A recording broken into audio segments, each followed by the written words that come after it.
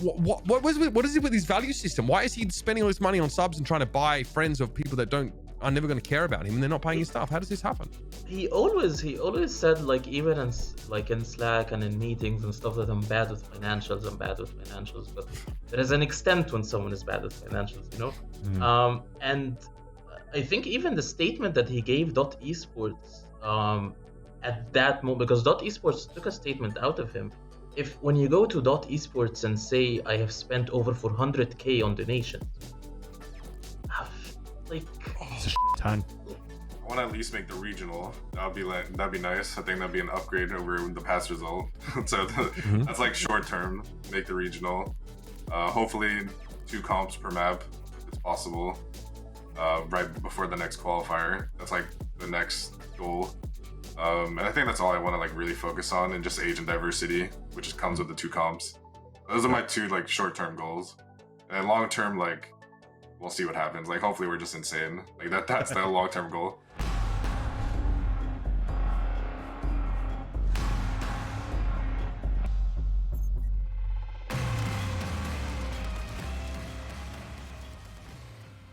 Yeah, is it time for Reykjavik yet? No? Next week? Fuck, what are we even doing here, bro? Oh my God, I tell you, we'll come up with something. What's up, everybody? Welcome back. I'm ready. To VALORANTing. I am Mitch Leslie. We're here with Mitch McBride, and of course, Vansilli joins us again this week. Fairly unable to make it this time, so our thoughts go out to him. Hopefully he's doing okay. Great to have you back here, guys. I will get a chance to go around the table in just a sec, but before we do that, we do actually have some things to talk about today. Plenty of them, in fact. And it's not just going to be us talking for once. Many interviews lined up. First of all, we're going to talk about Newturn, of course, who come from behind and snatch away South Korea's Masters qualification spot. Then, of course, we talk about the illustrious Artur Minikov and the TheSpikeGG fiasco that occurred this week. Following that, we're going to chat with TSM's Chet Singh, of course, recently coming over as a coach from NRG. The guy's got a really storied history as a coach in tax shooters, so it should be great to pick his brain a little bit.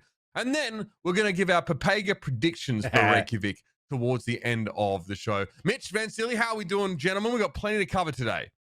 Go ahead, Mitch. Oh, thank you. Guest goes first, huh? I like it. Of course, man. I'm doing pretty good. You know, it's a nice time for me. Not too early in the morning, like 7 p.m. Just had my dinner. feeling pretty warmed up. Pretty good. I thought you were eating breakfast sausages. It was 7 p.m. and the guy's having breakfast sausages. These are dinner sausages. There's a big difference between the two. Come on. I saw him literally like rip it at him like a caveman, like just tearing them off the fork. I'm like, yeah, what the fuck? Yeah, one of them was vulcanized sausages. I had some ribs as well. I gotta be honest, I had no idea how to cook them, so a little bit too tough. Gotta give it a bit of a pull, but we got there. We got there. I mean, you sound like you live in some kind of bachelor life, bro. I kind of miss those days. I'm not gonna lie. Anyway, everybody, yeah. So we got a bunch to cover today. Vans, man, what have you been up to? Yo, you're putting your home gym together, bro. I saw you getting there for some impromptu deadlifts, mate. Good shit. Looking forward to it, man. I got almost ready. I'm shopping for a cage right now. Then I'll be ready to start some streaming gym and join the Uber Shouts workout program. So we'll get some stuff going on together. I think I'm still waiting on the dumbbells, and I'm good to go. And then, yeah, man, you told me I needed to run to lose weight. Fuck running, man. It's hard on the knees, bro. Can you see the size? Oh, I know. I play Beat Saber, you know what I mean? Yeah, come and join me on the fitness and health category Twitch, where I'm getting fucking destroyed by some Italian chick wearing fuck all, doing random workouts in her bedroom. Not salty at all, by the way. Yeah, nice camera angles, by the way. Anyway, yeah, so we're going to start off, of course, talking about a little bit what's happening in the Korean region. And to do so, we're going to bring back a longtime friend of the show and friend of ours, of course. It is going to be Seth Achilios King here at probably some ungodly hour of the night in South Korea to talk to us a little bit about what's happening over there. What's up, Seth? Congratulations, of course, on your involvement in Masters, man. It's going to be good. Thank you. Appreciate it. Looking forward to doing that event. But yeah, it's great. Also, what a way to lead into bringing me onto the stream. Talking events, it's just Italian workouts on Twitch. Like this. Okay. It's 800 plus viewers. I'm getting 25. I'm getting absolutely rinsed. And I'm like 4th highest in that category. But this is the competition, Get some man. tighter shorts on, Mitch. Maybe get a Speedo. Go for the banana hammock. Whatever you got to do. Pump those numbers up, boy. But yeah, I'm ready to talk about some good old Korean Valorant, because I still, even though I came on here before, talked about how you can't disrespect this region, you can't count them out. Like, people field doing just exactly that. So let's fucking talk about it. Okay, so when we chatted to you last time, obviously you had a lot of good things to say, not only about Vision Strikers at the time, but also New Turn. But I mean, we're going to start by talking about what happened in this sort of last challenges bracket, because for those that are pretty uninitiated, like a lot of people probably just expect to see that Vision Strikers go through pretty comfortably. They have this huge win streak, only to be taken down by New Turn in the semifinals. Like not one but two steps away from actually making it to Masters, like they're supposed to all along. Yeah, it seemed like it was fate. I mean, these guys have been rivals since the beginning of 2021. New Turn has always been the team to get the closest to taking them down. And then as soon as I saw that group draw for the final stretch of the tournament, and I saw that they were going to be basically, meeting in the semifinals, because there was no way the New Turn was going to lose their first match. There's no other way the Vision Strikers was going to lose to TNL. TNL has yet to take a map off of them ever on stage or on stream. So that was in the bag. So I was like, this is going to be the rematch. I think this is going to be the time that New Turn actually takes it. And they beat Vision Strikers so hard that Glow had to retire because of it. It was just veteran, by the way, absolute veteran of esports in Korea, like one of the most storied FPS players in the entire country. Yep. Just pieced out. Is that a big blow to the scene, do you think? I think it is, but taking a look at like some of the weaknesses that I saw on the side of Vision Strikers, unfortunately, I would kind of point a lot of it at Glow, just because he is the in-game leader, he is the veteran. He wasn't performing on an individual level in the the final few matches that Vision Strikers had played. When they really started to look shaky, it seemed like they were kind of losing themselves in the matches and kind of had lost direction. So I think this is still going to be a major blow to them, but I think that if they can find a good fit for this team, or even just bring in somebody else that's a really good lurk player, Omen, Astra, and then have somebody like Stax, who seems to have just a phenomenal game sense, maybe take over that IGL position, I think that they still can bounce back in a really big way. But when we actually talk about Vision Strikers or just the Korean scene in general, we were talking about VS and New Turn in 2021, but like, isn't it like early 2021 where like F4Q also ended their streak of Vision Strikers? What's the competition like for the rest of Korea so far? How come we haven't seen F4Q in the in a playoff bracket? And how's Dam1? How's the rest of the team so far, or the rest of the scene so far? I mean, it seems like F4Q just kind of had like a flash in the pan moment, getting that first victory over Vision Strikers and ending the streak and whatnot. They had a solid little bounce back performance, F4Q rather, to try and take down Dam1 Gaming. I actually thought that they had that in the bag. I thought we were going to be seeing a Rio company versus F4Q semifinal, but Dam1 has actually leveled up their performance immensely. They went from being one of the better teams. If you go all the way back to First Strike, they were on Dark Horse, and I thought that they were maybe the only team in the region at that time that could have beaten Vision Strikers or at least taken maps off them. Unfortunately, didn't get to see that final. Got eliminated a little bit early. They had some slip-ups in their play, but they still look like a really promising team. Coming into 2021, they looked really, really rough. They weren't performing at the level that you would expect from a team that has Dam1, Kia backing them as the lead sponsor. So it was really weird to see their performance, but they finally kind of got back into their stride by the end of it. They get the 2-1 over F4Q, 2-1 over Rio, who in my mind was the third best team in the region, with a potential to move into that second spot, given that Vision Strikers was slipping up. Obviously, F's in the chat for Rio Company as well, given what's been going on with them. There's a lot of roster shakeups happening. I was going to say, they've been roster shaking too. That's pretty crazy. Yeah, I mean, a lot of departures. They're retaining Buzz, who a lot of people would say is their best player. For me, I would have said Intro. I was shouting him up last time. But yeah, I do think that overall the level of play has increased a lot, though. New Turn were clearly the best team in the region by the end of it, though. Their playoff run has just been immaculate. Their entire run throughout all of Stage 2, they haven't dropped a single map. So I think they're on a 17-map win streak.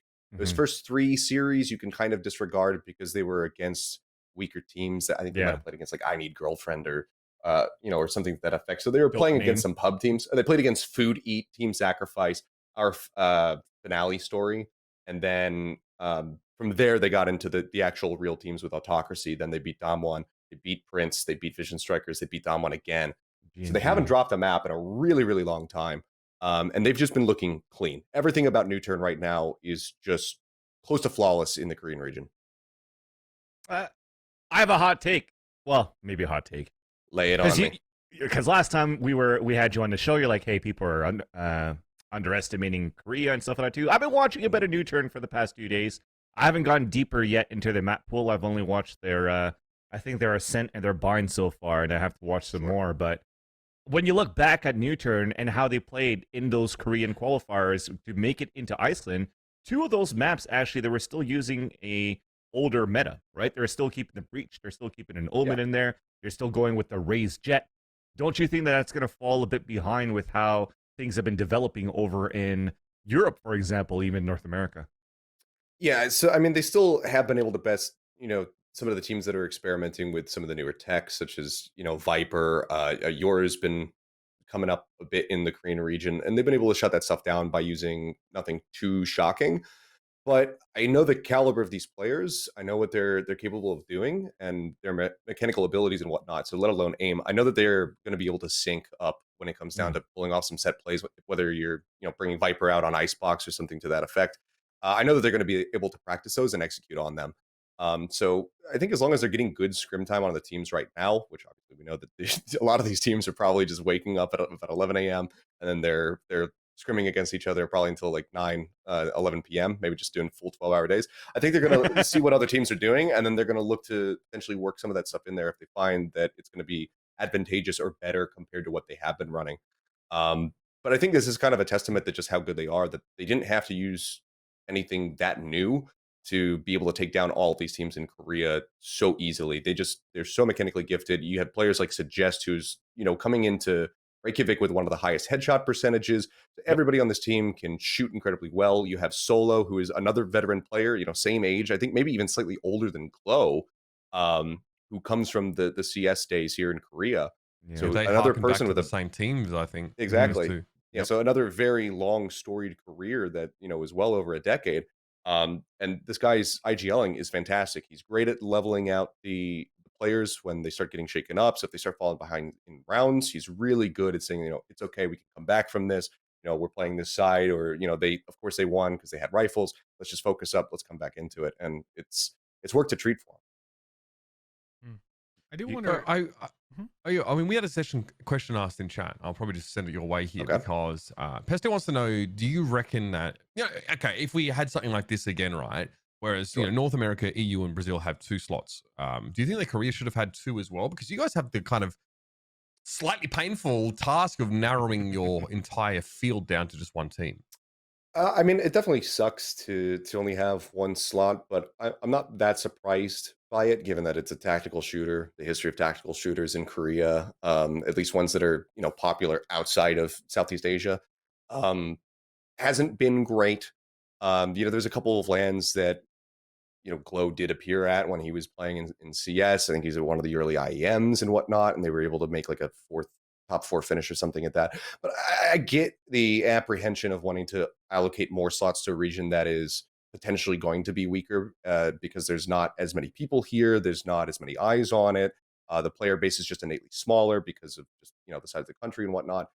I'm not too shocked by it. I think what I would like to have seen is Reykjavik's results impacting Masters 3, kind of like the same structure that Riot uses with MSI and getting extra team seeds for Worlds. We know that that's not the case. The amount of seeds are already set, I believe, for the rest of the year. I think Champions is set as well as Masters 3. Yeah. I would have loved to have seen something like that. So if Korea did come in and they performed up into the top 4 or something like that, then give them that slot, because it will only the more slots you have, the more teams you have competing internationally against all of these other squads that have different play styles. It's only going to better the region, because those teams are going to come back and then they're going to start using what they learned against all the other teams in Korea, who then have to adapt to it, and then that'll just make them stronger, and it just stacks up that way. So I wish that was the case, but I get that it's not. But maybe that's something that can be corrected for 2022, or if Korea just comes in here and they just smash everybody, and they take first place, maybe Riot will be like, what, let's change the number of Korean slots that we have for Masters 3. We have to make a slight alteration to the plans here. How likely? I guess you can. Sorry, Mitch. Probably unlikely that they do that. You're not feeling like, if you had to say, oh, I thought you meant how likely for them to change the slots. All right. Oh, well, on that, I can provide a little bit of insight. I know that although the slots have been set, as in they've been communicated what they're intended to be, right? Or like constantly looking at it and trying to like re-justify everything they're seeing. So I'm not saying that it will happen, but I'm saying that if, for example, a Korean team, a Brazilian team, something like that, completely surprised us and topped out the charts, I think there's a probability that they would shift it. Certainly coming towards the end of the year for champions, but it would have to be really, really proven. But no, in terms of like Korea coming in and dominating, like if we're putting them 1 through 10, where are you feeling New Turner at right now? So like I said, I think a lot of people have been sleeping on this, and I'm not gonna, do the full region bias and say that they're gonna come in, they're gonna destroy, nobody stands a chance, they're gonna be number one. I think that it is going to be a really tough road for them, but I do see, one of the universes here in the multiverse. I do see a potential spot, or a few of them, where they could make that deep run and make it into the final, if not take the whole thing. But it is going to be really tough. I think it's really going to push Solo to his limits as far as leading this team to success. I know that they all individually are talented enough to go toe to toe with some of the best players out there from EU, from NA, from Brazil. It's more just about whether the cohesion is still going to be there, if these guys are going to crack under any sort of pressure playing internationally for the first time. And Solo has to be that rock for the squad. So I think that if he can keep level-headed, I think he'll be able to keep the rest of the team level-headed, and that's where they can find success. Right now, I'm thinking that they will probably end up middle of the pack, potentially with the semifinal appearance. That's what I'm thinking, but anything above that is obviously just absolutely wonderful. Now there are probably a lot of people, I think, especially in the NA and EU regions, more so NA. I think you probably don't get the chance to sort of see these games, that want to know who to look out for, especially knowing sort of the kind of reputation that New Turn's going to be coming to this tournament with. So, what would you say to people in terms of your sort of favorite individuals on this roster, the more exciting players to sort of keep an eye on throughout this tournament? It's really hard to single out a single person when it comes down to this roster, because they all have just absolute pop-off moments. Allow being the Jet player, of course, you always know that somebody's just going to go out, they're gonna fucking smeek with a Jet ult, and then all of a sudden they come up with a 5k with a Blade Storm. They clutch it or something in a 1v4. I would say, as far as consistency over everything that I've seen throughout 2021, for me, Suggest is the first person that comes to mind. This guy, I mean, I already touted his headshot percentage. It's been that way throughout all of 2021. He's always been near the top. It's kind of like he and Stacks have really been fighting for it. There are players in the region that have technically beaten them for headshot percentage, but those are teams that fell out of the tournament, so they have fewer maps played. So I just kind of, discredit that at this point. For them to be able to manage, I think it's 33% for Suggest and 37% for Stacks, given the amount of maps that they've played. It's just absolutely ludicrous.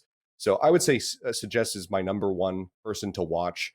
If he's alive and it's a 1v3, it's so possible that he's going to be able to win that. I'd say it's almost like a coin flip that he takes it. His clutch potential is just absolutely nuts.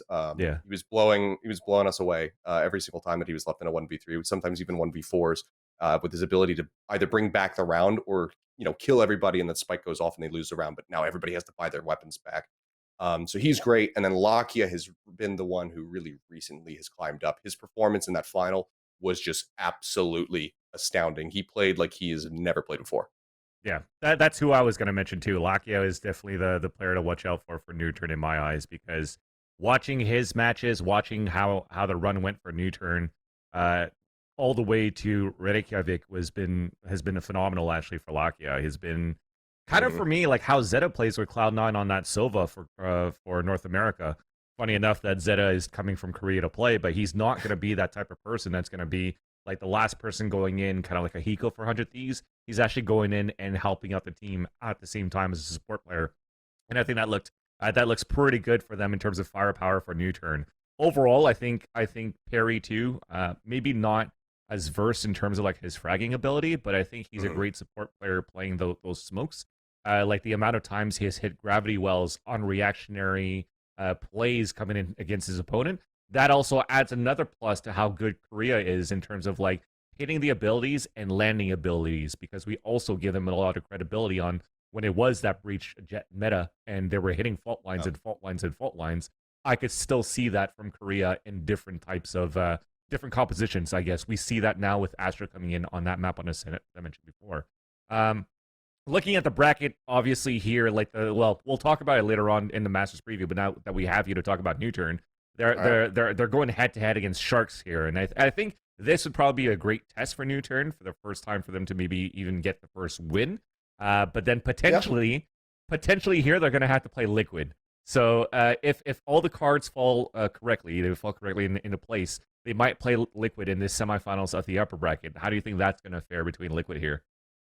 I mean, again, this is a really rough. That's kind of like the really big game where everybody has to be completely zoned in on it. They have to be operating at 110% to be able to take that. A lot of people are favoring Liquid to potentially take the entire tournament. But I think about Liquid in other esports and how often they choke internationally. So I'm thinking maybe they're gonna bleed over into Valorant. Obviously, completely different game here, and I think that Liquid definitely deserve a lot of the hype that they have coming into this. So I think that they are going to be able to fare extremely well, and I think that is going to be a big test for New Turn. I still think that they can go far in this, and it might have to be through a lower bracket run if Liquid defeats them there, because it seems like they should be able to do it, but you never know with Koreans when they get onto an international stage. Sometimes they will just completely and utterly shock you. So it could happen, but I would favor Liquid probably, just given history. Awesome. The only little thing I'd say, I want to pick up on that, on Liquid choking, at least if we're talking about Counter-Strike, they are a North American team there. So now they've got EU. Sure. That's the big difference here, is this is EU. Org wide, it's often been a bit of not a gonna concern. happen. Not gonna happen this time. Not gonna happen. There's some Europeans on that. Frequently more yellow tinged, to be fair. When we see them on the international stage. Oh, there's that. We got Jensen in the mid lane, so I'm saying European. I actually have just one more question. What's Valorant been like in terms of its growth since it came out too, right? Since it first came out, the last time we spoke to you, into today, because my experience in Korea was like back in 2005 when I'm watching like Gunbound and StarCraft and shit on TV, and like you have pro players on commercials and stuff. Is Valorant being as embraced right now in terms of like that mainstream category, or is it still like StarCraft that's dominating the culture out there for esports? Valorant is still very much trying to grow and move in a similar direction to StarCraft and League of Legends, and even PUBG for that matter, which is still an immensely played game out here in the region. I don't know how the viewership is as far as like the esports side of things is concerned for that, but it's still on the up and up. I think that Reykjavik, when New Turn is playing, it's going to be the highest Korean viewership that we've ever seen for Valorant. Period. Awesome. I think I talked about this last time when I was on the show, when I was, in a bar watching the Olympics, and how everybody paid attention when the Koreans were on. And it's going to be that when New Turn is getting ready to play, all of the Koreans are going to want to tune in, because they want to see, like, are we the best region or are we shit? What is it going to be? What's the result going to look like? How well can we do here? And then I think based on the results from Reykjavik, we will see an increase, or just, the same viewership, with some minor fluctuations going upward moving forward. I think that if New Turn came out and they won this whole thing, I think that Valorant would absolutely explode. In Korea compared to what we've been seeing. Crazy. It's been teetering right around the top 10 for PC bongs, but granted, not a very PC bong friendly game. I was gonna say, is that better now, or is it still an issue? No, I haven't been to a PC bong since COVID started, so I have no fucking clue what's going on. But and I also can't speak to what the at-home numbers are. I don't know how many people are just playing on private PCs, but since COVID happened, so many more people have bought private PCs. So PC bongs are kind of dropping off because of, both COVID, and because of COVID, everyone's buying their own computers. So they're like, well, fuck it. I'm not going to go spend money to play at a PC bong unless I'm drunk with my friends. Yeah. So I don't know what the player base looks like, but it seems like it's really good. I hop into games instantly, whether it's competitive, unranked, any of the wild game modes that they have coming out. People are playing the game, so it seems like it's doing pretty well. It's just about translating that into some increased viewership from the Korean side of things. So I think New Turn smashing would be instrumental in the overall growth of it out here. It's so fascinating, because I don't think you could say this of any other country or region, that the team's performance internationally will actually dictate the popularity of the game in general in the country. Like, there's such a such a connection between the esports, the esports of the title and like the average player. Whereas in NA, like the apathy is so great. Like they could just dominate the entire world, and I don't necessarily know if that would garner more attention for that particular game. I think that's so interesting. I mean, I was there. Yeah, I was in Gyeonggi for IEM, and there's the lineups in the crowd were I just never seen anything like that in my life. Nuts. It's wild. So. I mean, we should all hope to see that. It's been the culture out here for so very long. I mean, I think back to the, not the original OGN studio, but the one just before they moved into the Esplex Center, where like, like Overwatch Apex had happened and all of that. It used to just be free. There's no tickets. It was just first come, first serve. And people would camp out overnight. It's at the top of a mall. It was on top of the roof in a mall. And people would camp out overnight to be able to get in to watch the big games. Battle Royale off the roof. Dude, I mean, if you had a telecom war, if you had KT Rolster going up against SKT, people would wait there for like 36 hours just so they could be the first one in. They could sit up at the front. They get that front row look at, at Faker, Piglet, Impact, this whole original lineup, and you get ready for that match. Then they added tickets, and then there was scalpers, and things got significantly worse. But there was always still an audience there, and there was always going to be a sold out crowd all of the time. At least, whether it was a middling match or a top tier, it was always going to be packed. When it comes to the finals, I mean, I know Mitch, you've listened back to the Apex Season 2 final, Lunatic High versus Runaway. You hear that audio at the start, and then that. Oh yeah, dude, the last map. Holy moly, man! So they camp out to get first row tickets just to put a sign in front of their face if a camera ever shines on them too. There's some legitimate reasons for like when that has happened, and I will just blame creepy virgin idiots for that. So you can basically assume what I'm talking about. But I mean, it's just a shyness. They know that they're going to be on camera, so they bring a sign, just hold it up in front of your face. Some people just they don't want to be. I just thought it was a cool experience when I saw China, that. It's actually so different. Actually, I noticed that when I was there for APAC Premiere, is that the cameras on them, they just didn't shy away at all. They just bought the camera. I was like, holy shit, what the fuck? Crazy. There's been some legendary thanks moments. I've seen a little bit of. More brazenness out there, but it's just they are loud bands. When you get the camera off them, they are bloody loud. The pre-game chants give me shivers, dude. It's actually mental. The casters don't even have to hype up the crowd; they just do it. I love that. Seth, man, thanks for coming on board, and good luck at ridiculous hours. By the way, covering Masters. I don't know what time it's going to be for you guys, but that sounds brutal. I think it's going to be. I think we start at midnight, and then 3 best of 3s a day. Yeah. So I'm expecting to get done probably at about 10 in the morning. So, in advance, I already bought a case of Red Bull. Apparently they're sending me some as well. I'm just going to get an IV drip off camera and just put that shit straight into my veins. So you could buy some, by the way. There's a product called like IV water or something like that. Smix was talking about it with us when we're it sounds like an Orange County invention, to be honest. Most likely, because you buy it in pouches, you mix it with your water, and then it actually gives you the energy, and somehow Smix is sold on to that, so check that out. But it'll just be into your hours of playing World of Warcraft anyway, so it's not too bad. You'll still be awake. Very true. Man's gonna be busy. All right, Seth. Hey, thanks for joining us, man, and good luck on the show. It's great to get some insights from you, dude. Thanks for having me back. See you next brother. time. Thank you. Always a pleasure. All right. Yeah, so I think that's interesting, shining a little bit of light on the Korean scene, considering that I think some expectations get kind of turned on their head after, Vision Strikers don't end up being the team that was promised, right? Yeah. I really kind of wondered how. To be fair, that was really reasonable from Seth. There was no mental gymnastics or any backflipping there. He was pretty frank about South Korea's chances. Actually, at the same time, the last time he came on the show, he was flashing a Vision Strikers jersey. I thought he was going to flash a New Turn jersey this time.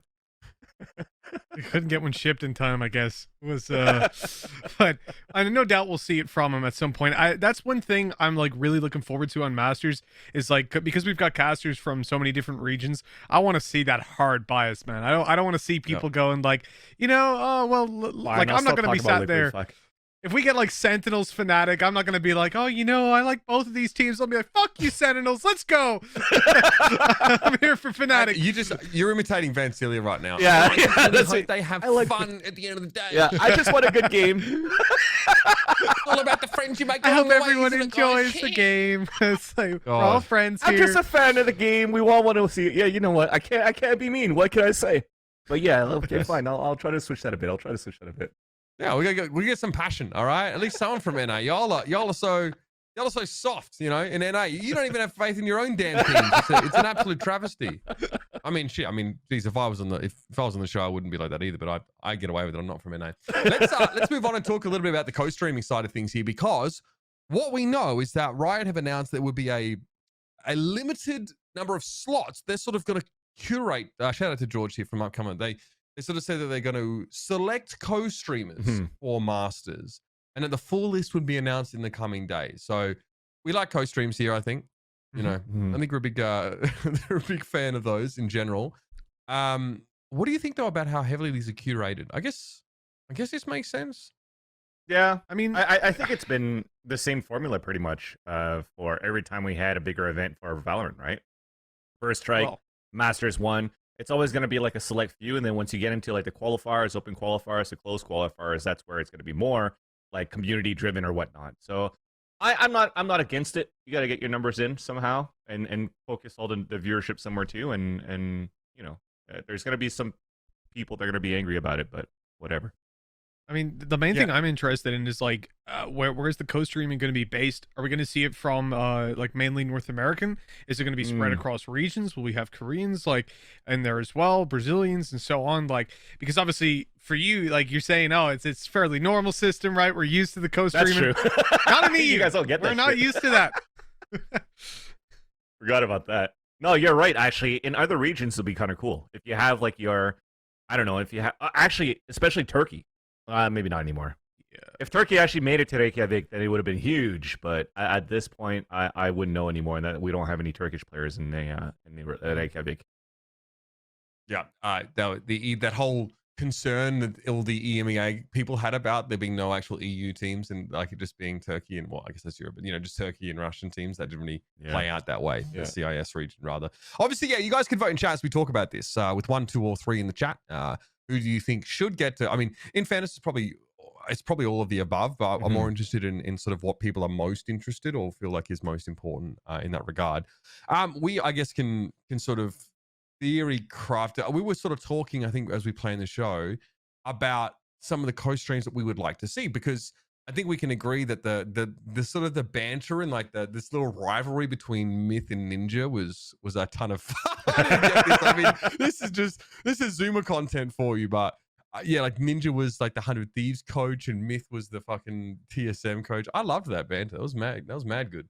Dude, if only had Ninja for like Masters 1, maybe 100 Thieves also could have made it a little bit further this time too. But unfortunately, even if we chose Ninja as being one of the main streamers for Masters 1, I don't even think he did a lot this time or streamed as much.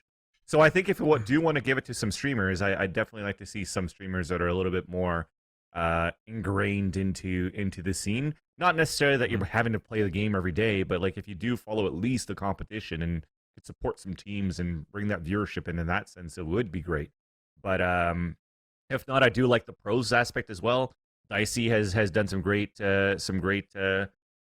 streams. I think he was even talking about like this time, like talking about 100 Thieves too, is like, hey, they're gonna not do so well in Icebox because they always needed an opper, and I was the opper for the team, this kind of stuff. And to have like a pro insight to get into it, into like what's going on in the shoes of a pro player in a match is actually quite nice to watch as well, right? It's a little bit different than the entertainer side of the streamers. I think it's also kind of essential to have a mix, again, coming at it from an EU side, where like we don't have as many, certainly not as many huge streamers as you guys do in NA. Like we don't have Myth, we don't have Ninja, Pokemon. Like I don't think we have anybody of that exact size. So it's tough YouTube. Then. But they're either on YouTube or they're based in NA. That's the way it goes. Like. So I feel like if I'm thinking about North America, I think probably the majority will be streamers. But when it comes to Europe, I think it's almost essential to have professional players taking up some of that slack and, bringing in their own audience to it. I think that there's got to be a degree of symbiosis here as well for a lot of content creators to do this stuff. Like if you're a pro player, you're probably watching these games anyway, right? So you're essentially killing two birds with one stone. And obviously you can't just co-stream it without sort of being cleared to do so. I don't think any of these people are being paid to do this, right? I mean, I don't think unless Well, maybe, I unless we're don't talking the know. big streamers. The big streamers might be, because I think for them, like, I don't think it really matters what they're doing, because they're going to have at least 10K viewers, sort of regardless of the content. Mm. Do they get paid? Because I think I about don't it, necessarily. possibly. I mean, But Shroud we do can it for only. free. I don't know. I don't know. I don't. Yeah, I don't know for sure, but I know that like if you're like a pro player or someone like that, you're probably doing this anyway. Yeah, I think it's good content. You don't have to like rage at like shitters in Radiant as well. Like you can just sort of. A lot of Um, these guys, there's- anyways, go back and watch the VODs back afterwards, you know? Like yeah. you'll see a huge amount of pro players that on their stream will go back and watch VODs. So I'm sure they'd much rather do it live and have that sort of hype behind it. Almost definitely. Yeah. I like the Yeah, shows too. The Plat Chat we didn't mention before as well. It's just nice to have the people like the Plat Chat boys too to be able to do some co-streams. I like the fact that they sort of had the casting couch, I think, during Masters 1. And they were just hanging out and just entertaining themselves watching the game, and having actually more than one person on the stream to do it at the same time for the co-streams, and you get to see more than one person on the co-stream, and it adds a little bit more liveliness also to the watch parties.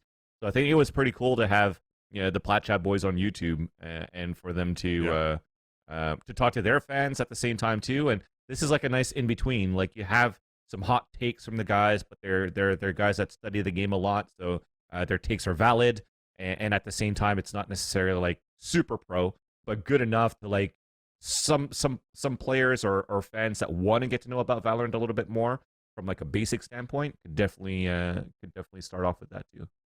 I think people just love reaction content these days, right? Yeah. I think because I've been in like a lot of Josh's VOD reviews and stuff like that, and I've sort of said I've been joking around in the chat, and most people in chat are like, yeah, we're not really here for the analysis at all. We're just here to see how he reacts to this shit that we thought was funny. You know what I mean? Yeah. So yeah. there's so much of the streamer's personality is tied up in that, but I don't think that Platchat, if this is speculation, but if people being paid, Platchat wouldn't be able to get paid to do it. I'm pretty sure that could be, without knowing too much, probably a contravention of Josh's current Overwatch League contract. But if they did it for free, I don't see why it would be an issue, and I think it would still sort of benefit. They'll benefit them in some way or another.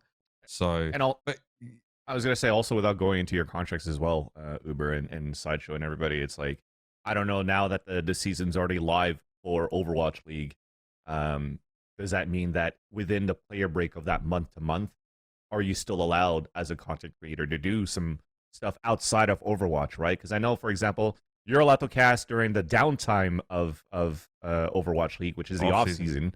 It's looking at the fall, beginning of the winter. But outside, and then I could go and cast Legends of Runeterra during the season, right? So Okay. you guys like without talking too much about the contract, like I'm really only prevented from like FPS and MOBA. I see. Oh. Yeah, so I don't know how it works for them. Like it's sort of different for everybody, and God knows I have my own set of leverage that I sort of apply. But I think a lot of us have sort of said like, hey, we still want to, in our own way, we've all said, hey, we still want to be involved in, like, I can do this podcast, right? For example, True. And that's not a problem. So I think I got into it. I think with some random fuck on Reddit, but I got into it with them because I think someone thought that I was because the Pansy and Hypoc sort of cast had a co-stream feel to it, right? When they sort of did it for the qualifiers, it was like that, like it was sick memes. But they had observing, like it was really polished, but like it was also really relaxed. So for me, it felt like it was a cast, but with with a lot of the good things that people love about co-streams. And this guy was like, "Oh, you saying that like what they're doing is just like as unprofessional, it's just wrong." I'm like, no, not really. I think like co-streams have a place. You know what I mean? I think they're really. I don't think we're really even arguing about that anymore. I think most people sort of accept that fact. Yeah. But I think that the payoff or the degree of symbiosis really varies between, like, if you're a top streamer that has like mad viewership, there's probably more benefit to Riot than there is to you to do that, right? You could go do fucking Among Us and just be fine. So I feel like there has to be some incentive for you to do it. But then as you go down the list, maybe for like pro players, or maybe for like shows like Platchat, the incentive is already there without there having to be any sort of money changing hands. But on the outside, if you're just a consumer or a viewer rather, it's probably all the same to you. You get to sort of see your favorite content through the lens or alongside your favorite personalities. And I think people, I think what people are sort of missing is that people want that vibe. People don't want professional sort of buttoned up vibes, but people like those vibes have to exist on a lot of broadcast. They have to exist on the main broadcasts. Like they can't not be there because that's where the sponsors are. That's what that buttoned up fucking suit and tie bullshit is what funds all the rest of it. So you can't not have that at all. It doesn't really work. Yeah. I guess that's the reason why the viewership also goes outside of the mainstream too. If they want to go to co-streams or whatnot, because of like different types of avenues that they're looking for. It's not about the button-up way and the hype. Sometimes people just want the discussion type of stream. So it all has its place. It all. I think everybody deserves a spot, whether it's like a streamer, a pro player, or a show type of watch parties. I think it reaches to even a bigger range of fan base than just the regular broadcast itself. So I think it's a win for everything.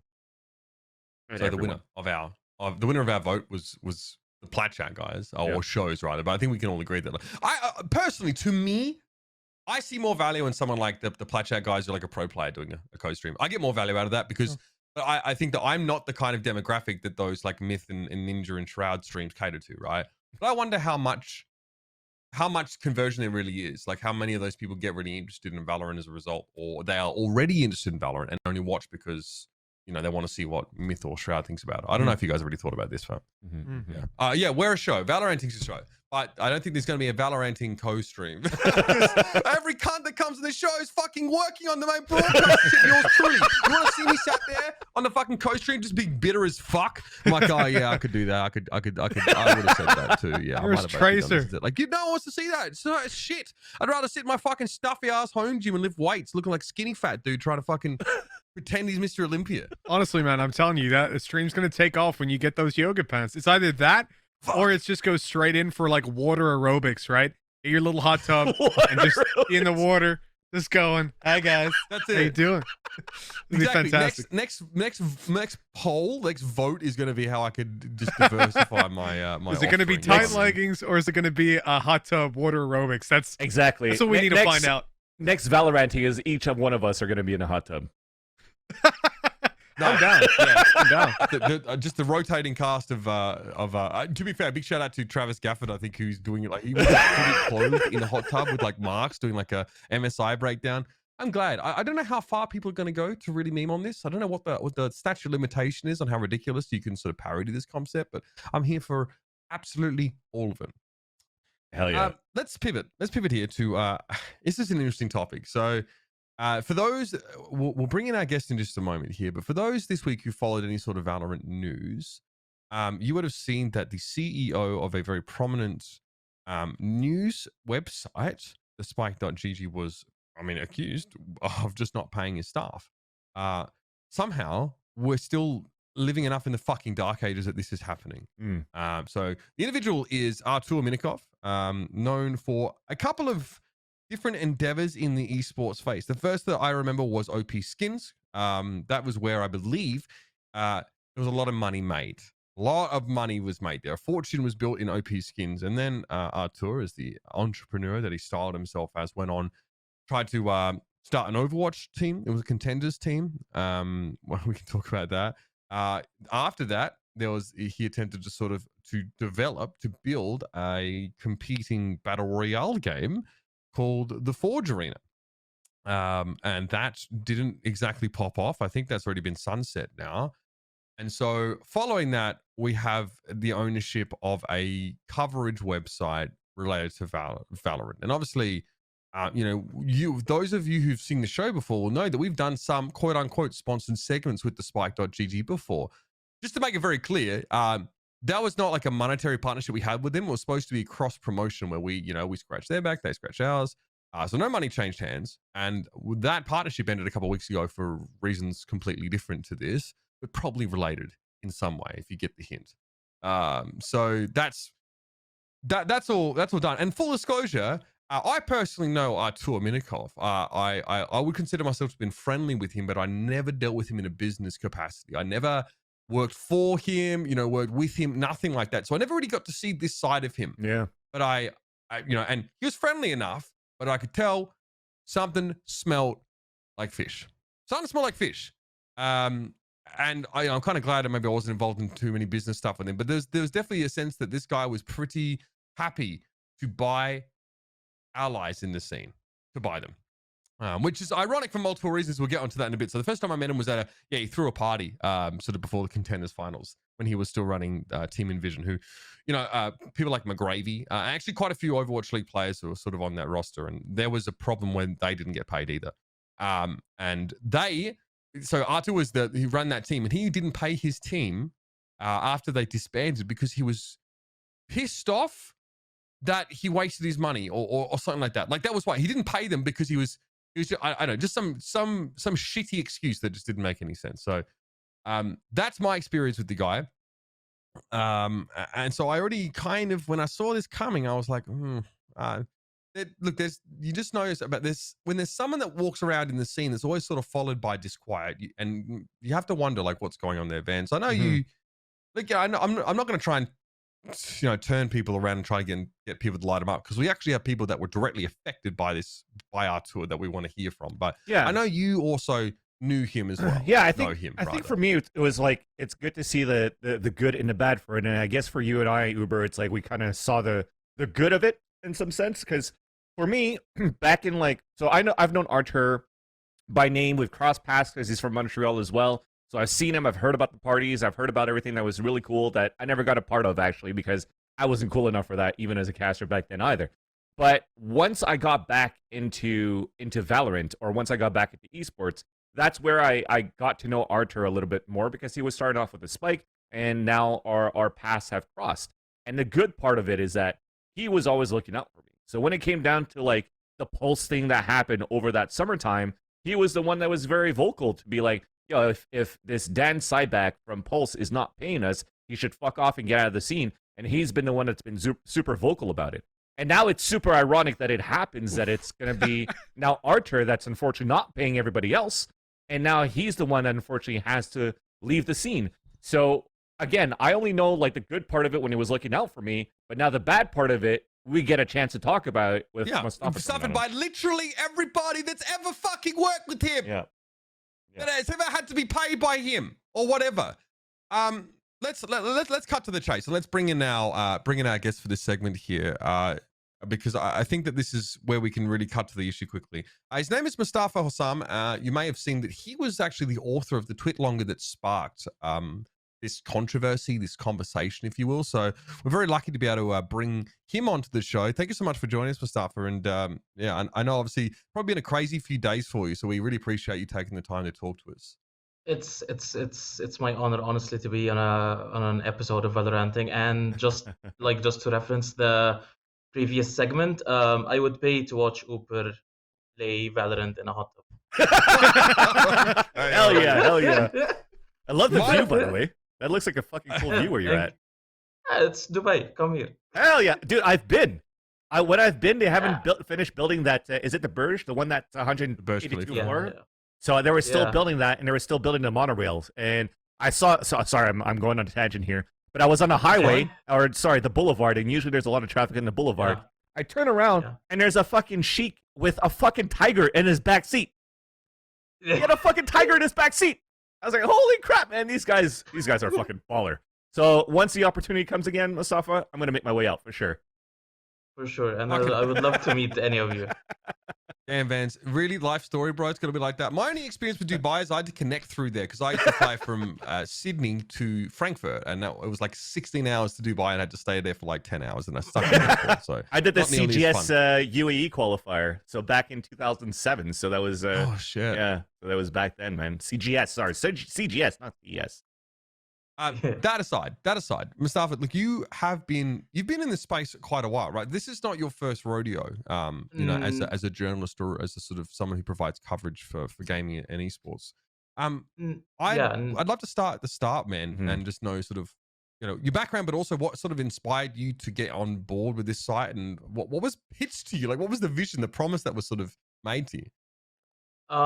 So as you mentioned, like it's not my first like writing job. I'm not new to the scene or anything. I've actually been writing for like a little less than 6 years now. Nice. I've wrote for multiple like reputable publications as well.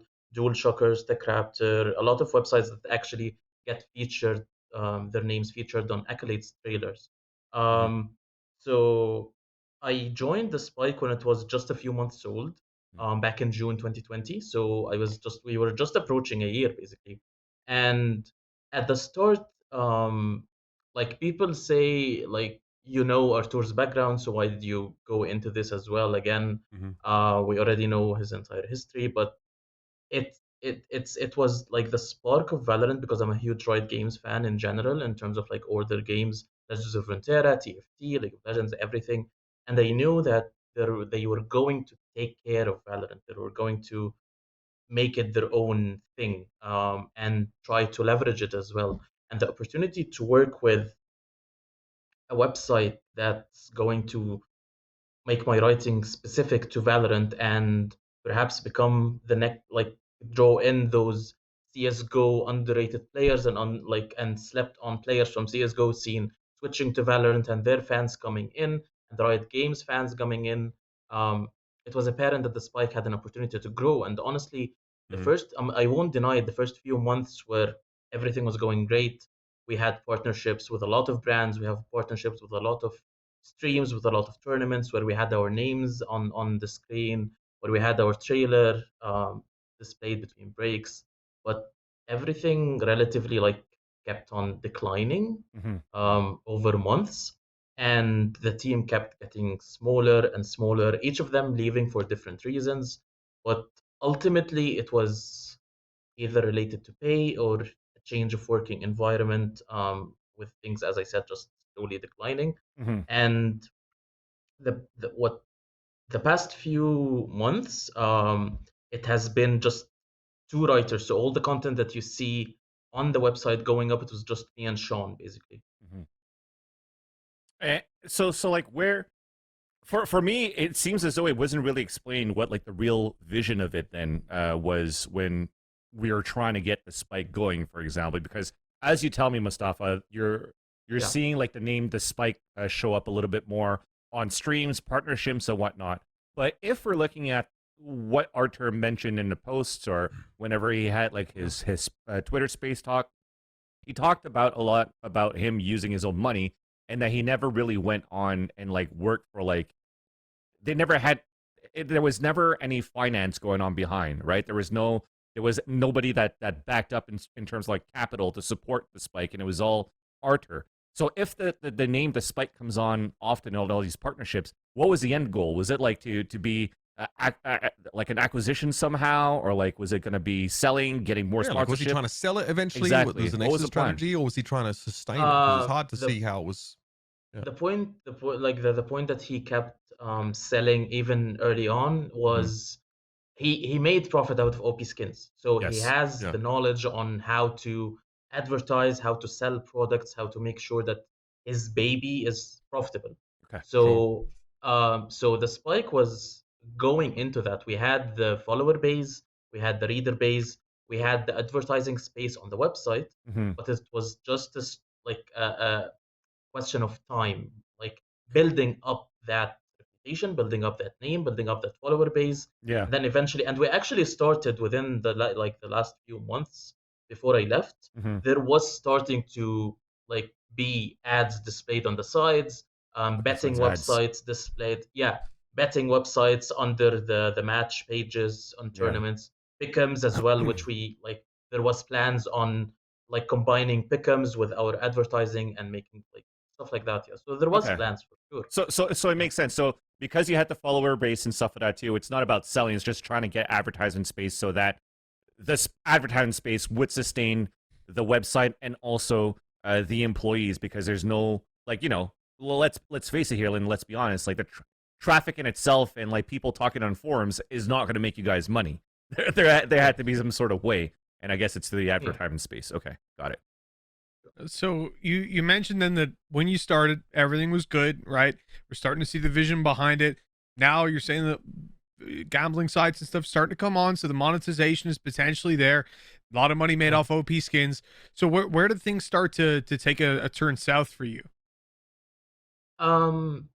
It's honestly the the payments that were coming in on time in the first few months, and then things started to slowly shift into not being able to pay on time, things getting delayed, um, excuses, empty promises, just delaying. Like the thing is, when you're attached to a place, honestly, like when someone tells you, um, I'm doing my best to make it profitable. I'm speaking to this guy, or I'm speaking to this guy, or with and the thing is, we've had talks. I'm like, full disclosure on this. We've had talks with Riot Games at some point for like things that we could do with them, like landing pages and so on, Mm. which we saw an opportunity to make this bigger. And when like people say that 7 months is too long for you to stay quiet,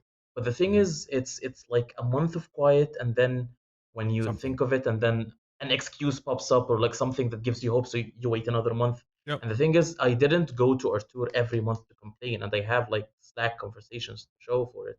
The last time I complained to Artur about payment was in February, and we never spoke even in Slack since then, till a message in April about his OP NFTs project. Mhm. And then the what's happening right now, the messages that's happening right now.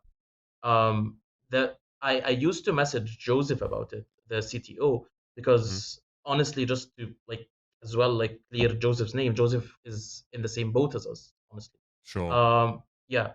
So I used to tell him, like, try to push Artur for payment. I know you're in direct contact with him. Try to push him if it's possible to send it right now. Try to push him to clear the payments, because payments get piled up to a point where it's hard to pay off. Like when you pay a small amount month by month, it's not the same as just chunking in a big chunk of money right away. And it's Paying off harder your to fucking pull out credit from. card, always paying the minimum credit all the time. Yeah, Your credit still exactly, it exactly. gets worse. Exactly. So when you think of it, it just gets harder and harder on Artur to pay it off.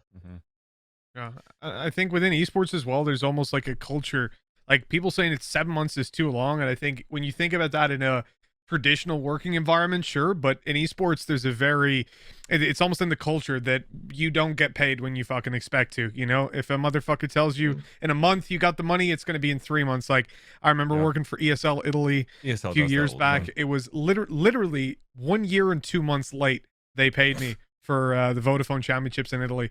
So I completely get that. I think that's a very ignorant way of looking at it to whoever's telling you that, like, oh, you should have spoken up before 7 months. It's esports, man. You know, this shit happens all the time. But yeah, when you're an employee for a company like this, it's unacceptable for sure. Fuck, it Now, sucks that that's the definition of there esports. So obviously, fuck. I really get the impression after looking at the breadth of Artur's business ventures that he struck gold with an idea on OP skins and wasn't able to replicate that same degree of success.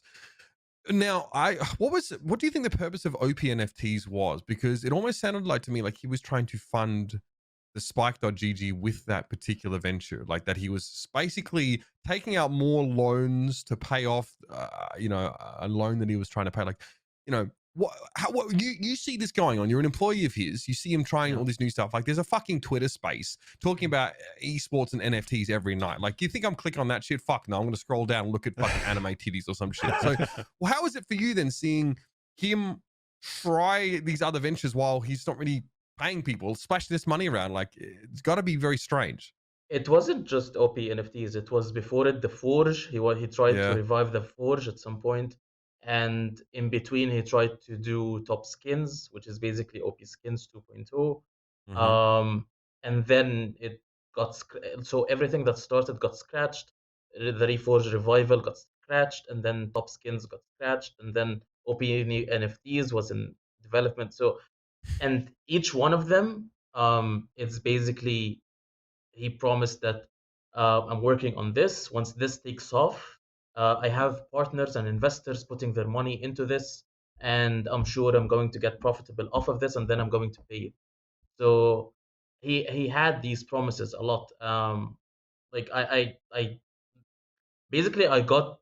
Thing is, I don't want to sound like Artur is a villain, because at some points, like even Uber said, at some points you feel like he's a good person as a person, Mhm. but in terms of business and financials and dealing with him on a working relationship, sometimes it can be really really difficult to know where he's going Mhm. and what he's actually doing at the moment.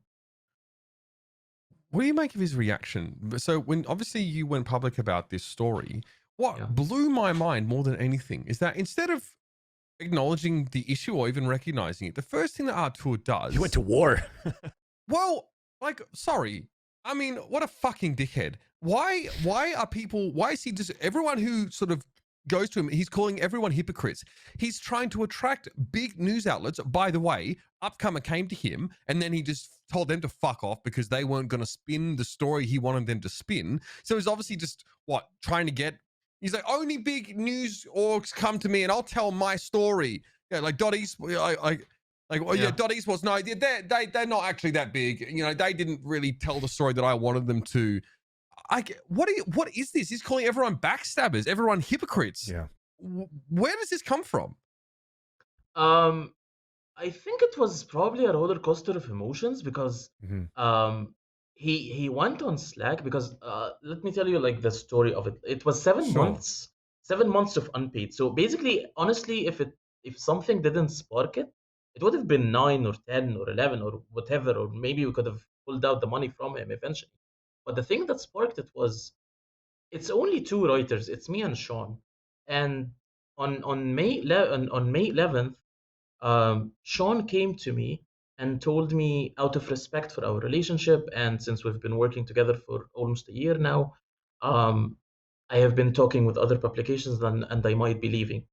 Mhm. And at that point, I started like we were close as well. So Mhm. I started like, w- w- honestly, me personally, I never had any conversations with anyone internally about like delayed payments except for Joseph. So Okay. I basically opened up on it, and then it appeared like it's a bigger issue than just me. It's not just my delayed payment.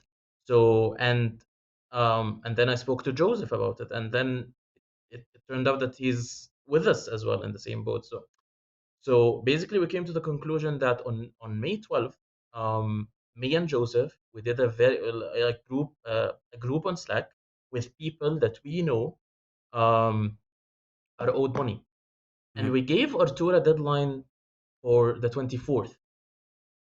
Okay, that basically will slow down content up to the 24th, and if the payment isn't done by the 24th, we're not gonna cover masters at all, Mhm. nothing. And even before the 12th, like he wasn't online on Slack for around like 3 days before that, and then when it was like texting your crush, you send the text and then you sit next to it waiting for something to happen, Yeah. so And it's still not the message that you want whenever it's like sent. exactly. So basically, he didn't come online at the 12th, he didn't come online at the 13th, he didn't come online at the 14th. And honestly, it was everything that's on my mind for those Yeah. people. Sure. So, and by the way, as well, just so like it's clear, the tweet longer wasn't just a reaction. It's something that I spoke and told internally the spike stuff that I'm doing, and that it's going up. And they even took like not permission. I said that I'm going to use the spike.gg account to retweet it. Mhm. It wasn't a no. It was like of okay, but I like it was it's not preferable, but if you want to do Sure. it, maybe yeah, exactly. So because it's not it's the brand's name as well. Mhm. It's not my space, but we have access to the account because we publish articles for the tweets. And then basically I went live with it, and the ironic thing is that after all those like 6 days of constantly offline or like doing Twitter Spaces and stuff, Mhm. um, in 1 hour after posting it, he's online on Slack, he's online on Twitter, he's Mhm. responding to emails. So you were there basically. Yeah. And then he came on Slack, thanked me, which I didn't understand a lot. And Mhm. then he said that he was going to do us right. and then he said some bunch of things that I felt like maybe he acknowledged he did something wrong. And then suddenly his tone switched to like, what happened to the 24th deadline? Sure. And then while I was responding, I found myself booted off Slack. So Yeah. yeah, so Holy moly, this is some bipolar shit. Yeah. yeah, so it's I think even the tweets were like just a reaction, because you can see for yourself that at that time, I'm not sure if you followed it by the moment, Mhm. but some tweets got tweeted, deleted, tweeted, edited, deleted, edited. So there were It's very like, he brash, I tweeted a guess. lot. Yeah, exactly. Yeah, Yeah, so I mean, I saw some people like fucking pay your staff, and he just responds with "fuck you." Yeah. I'm like, Exactly. Artur, Yeah. how old are you, bro? Like, I guess he is actually younger than people realize, but I did not. Yeah, his reaction to me seemed extremely irrational.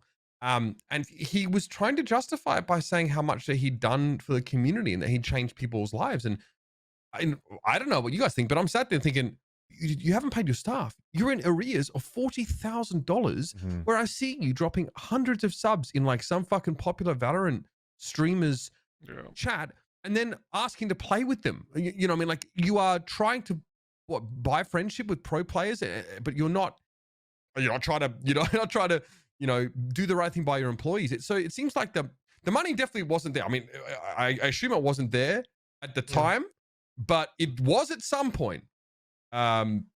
Because he was fucking splashing it around, and we heard about the party in Malta and all this sort of ridiculousness. And I've been to one of his parties before. I know how they go.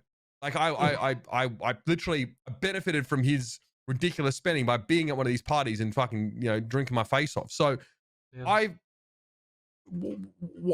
is it with his value system? Why is he spending all this money on subs and trying to buy friends of people that are never going to care about him, and they're not paying his stuff? How does this happen? He always said, like, even in Slack and in meetings and stuff, that I'm bad with financials. But there is an extent when someone is bad with financials, Mhm. And I think even the statement that he gave Esports at that moment, because Esports took a statement out of him for that article, when he said, like, he because the thing is, Artur thought maybe, okay, his work for the community is very appreciated, like it's appreciated for sure, and all the streamers appreciate what he's doing. Mhm. But at the same time, when you go to Esports and say, I have spent over 400K on donations, like, It's a shit ton. yeah, like, But I think that's the issue too. That statement doesn't help you. It's against you, because when we're asking for just 40, like, it's literally 10% of all the money that you spend. Yeah. Like, those streamers, okay, they will defend you, but they won't come to your rescue. Okay, they appreciate what you're doing, and the entire community appreciates what you're doing, but it's not how it goes. Okay, donate that, but clear everything first. It's like you need food, but like, you go buy Funko Pops or whatever, like, you have $50, and instead of spending it on food, that you actually need, and you're hungry and you're dying, starving, you just go buy like some anime Funko Pops. It's like comparing what a 12-year-old would do with $100 as opposed to what an adult would do with $100. Yeah, but exactly.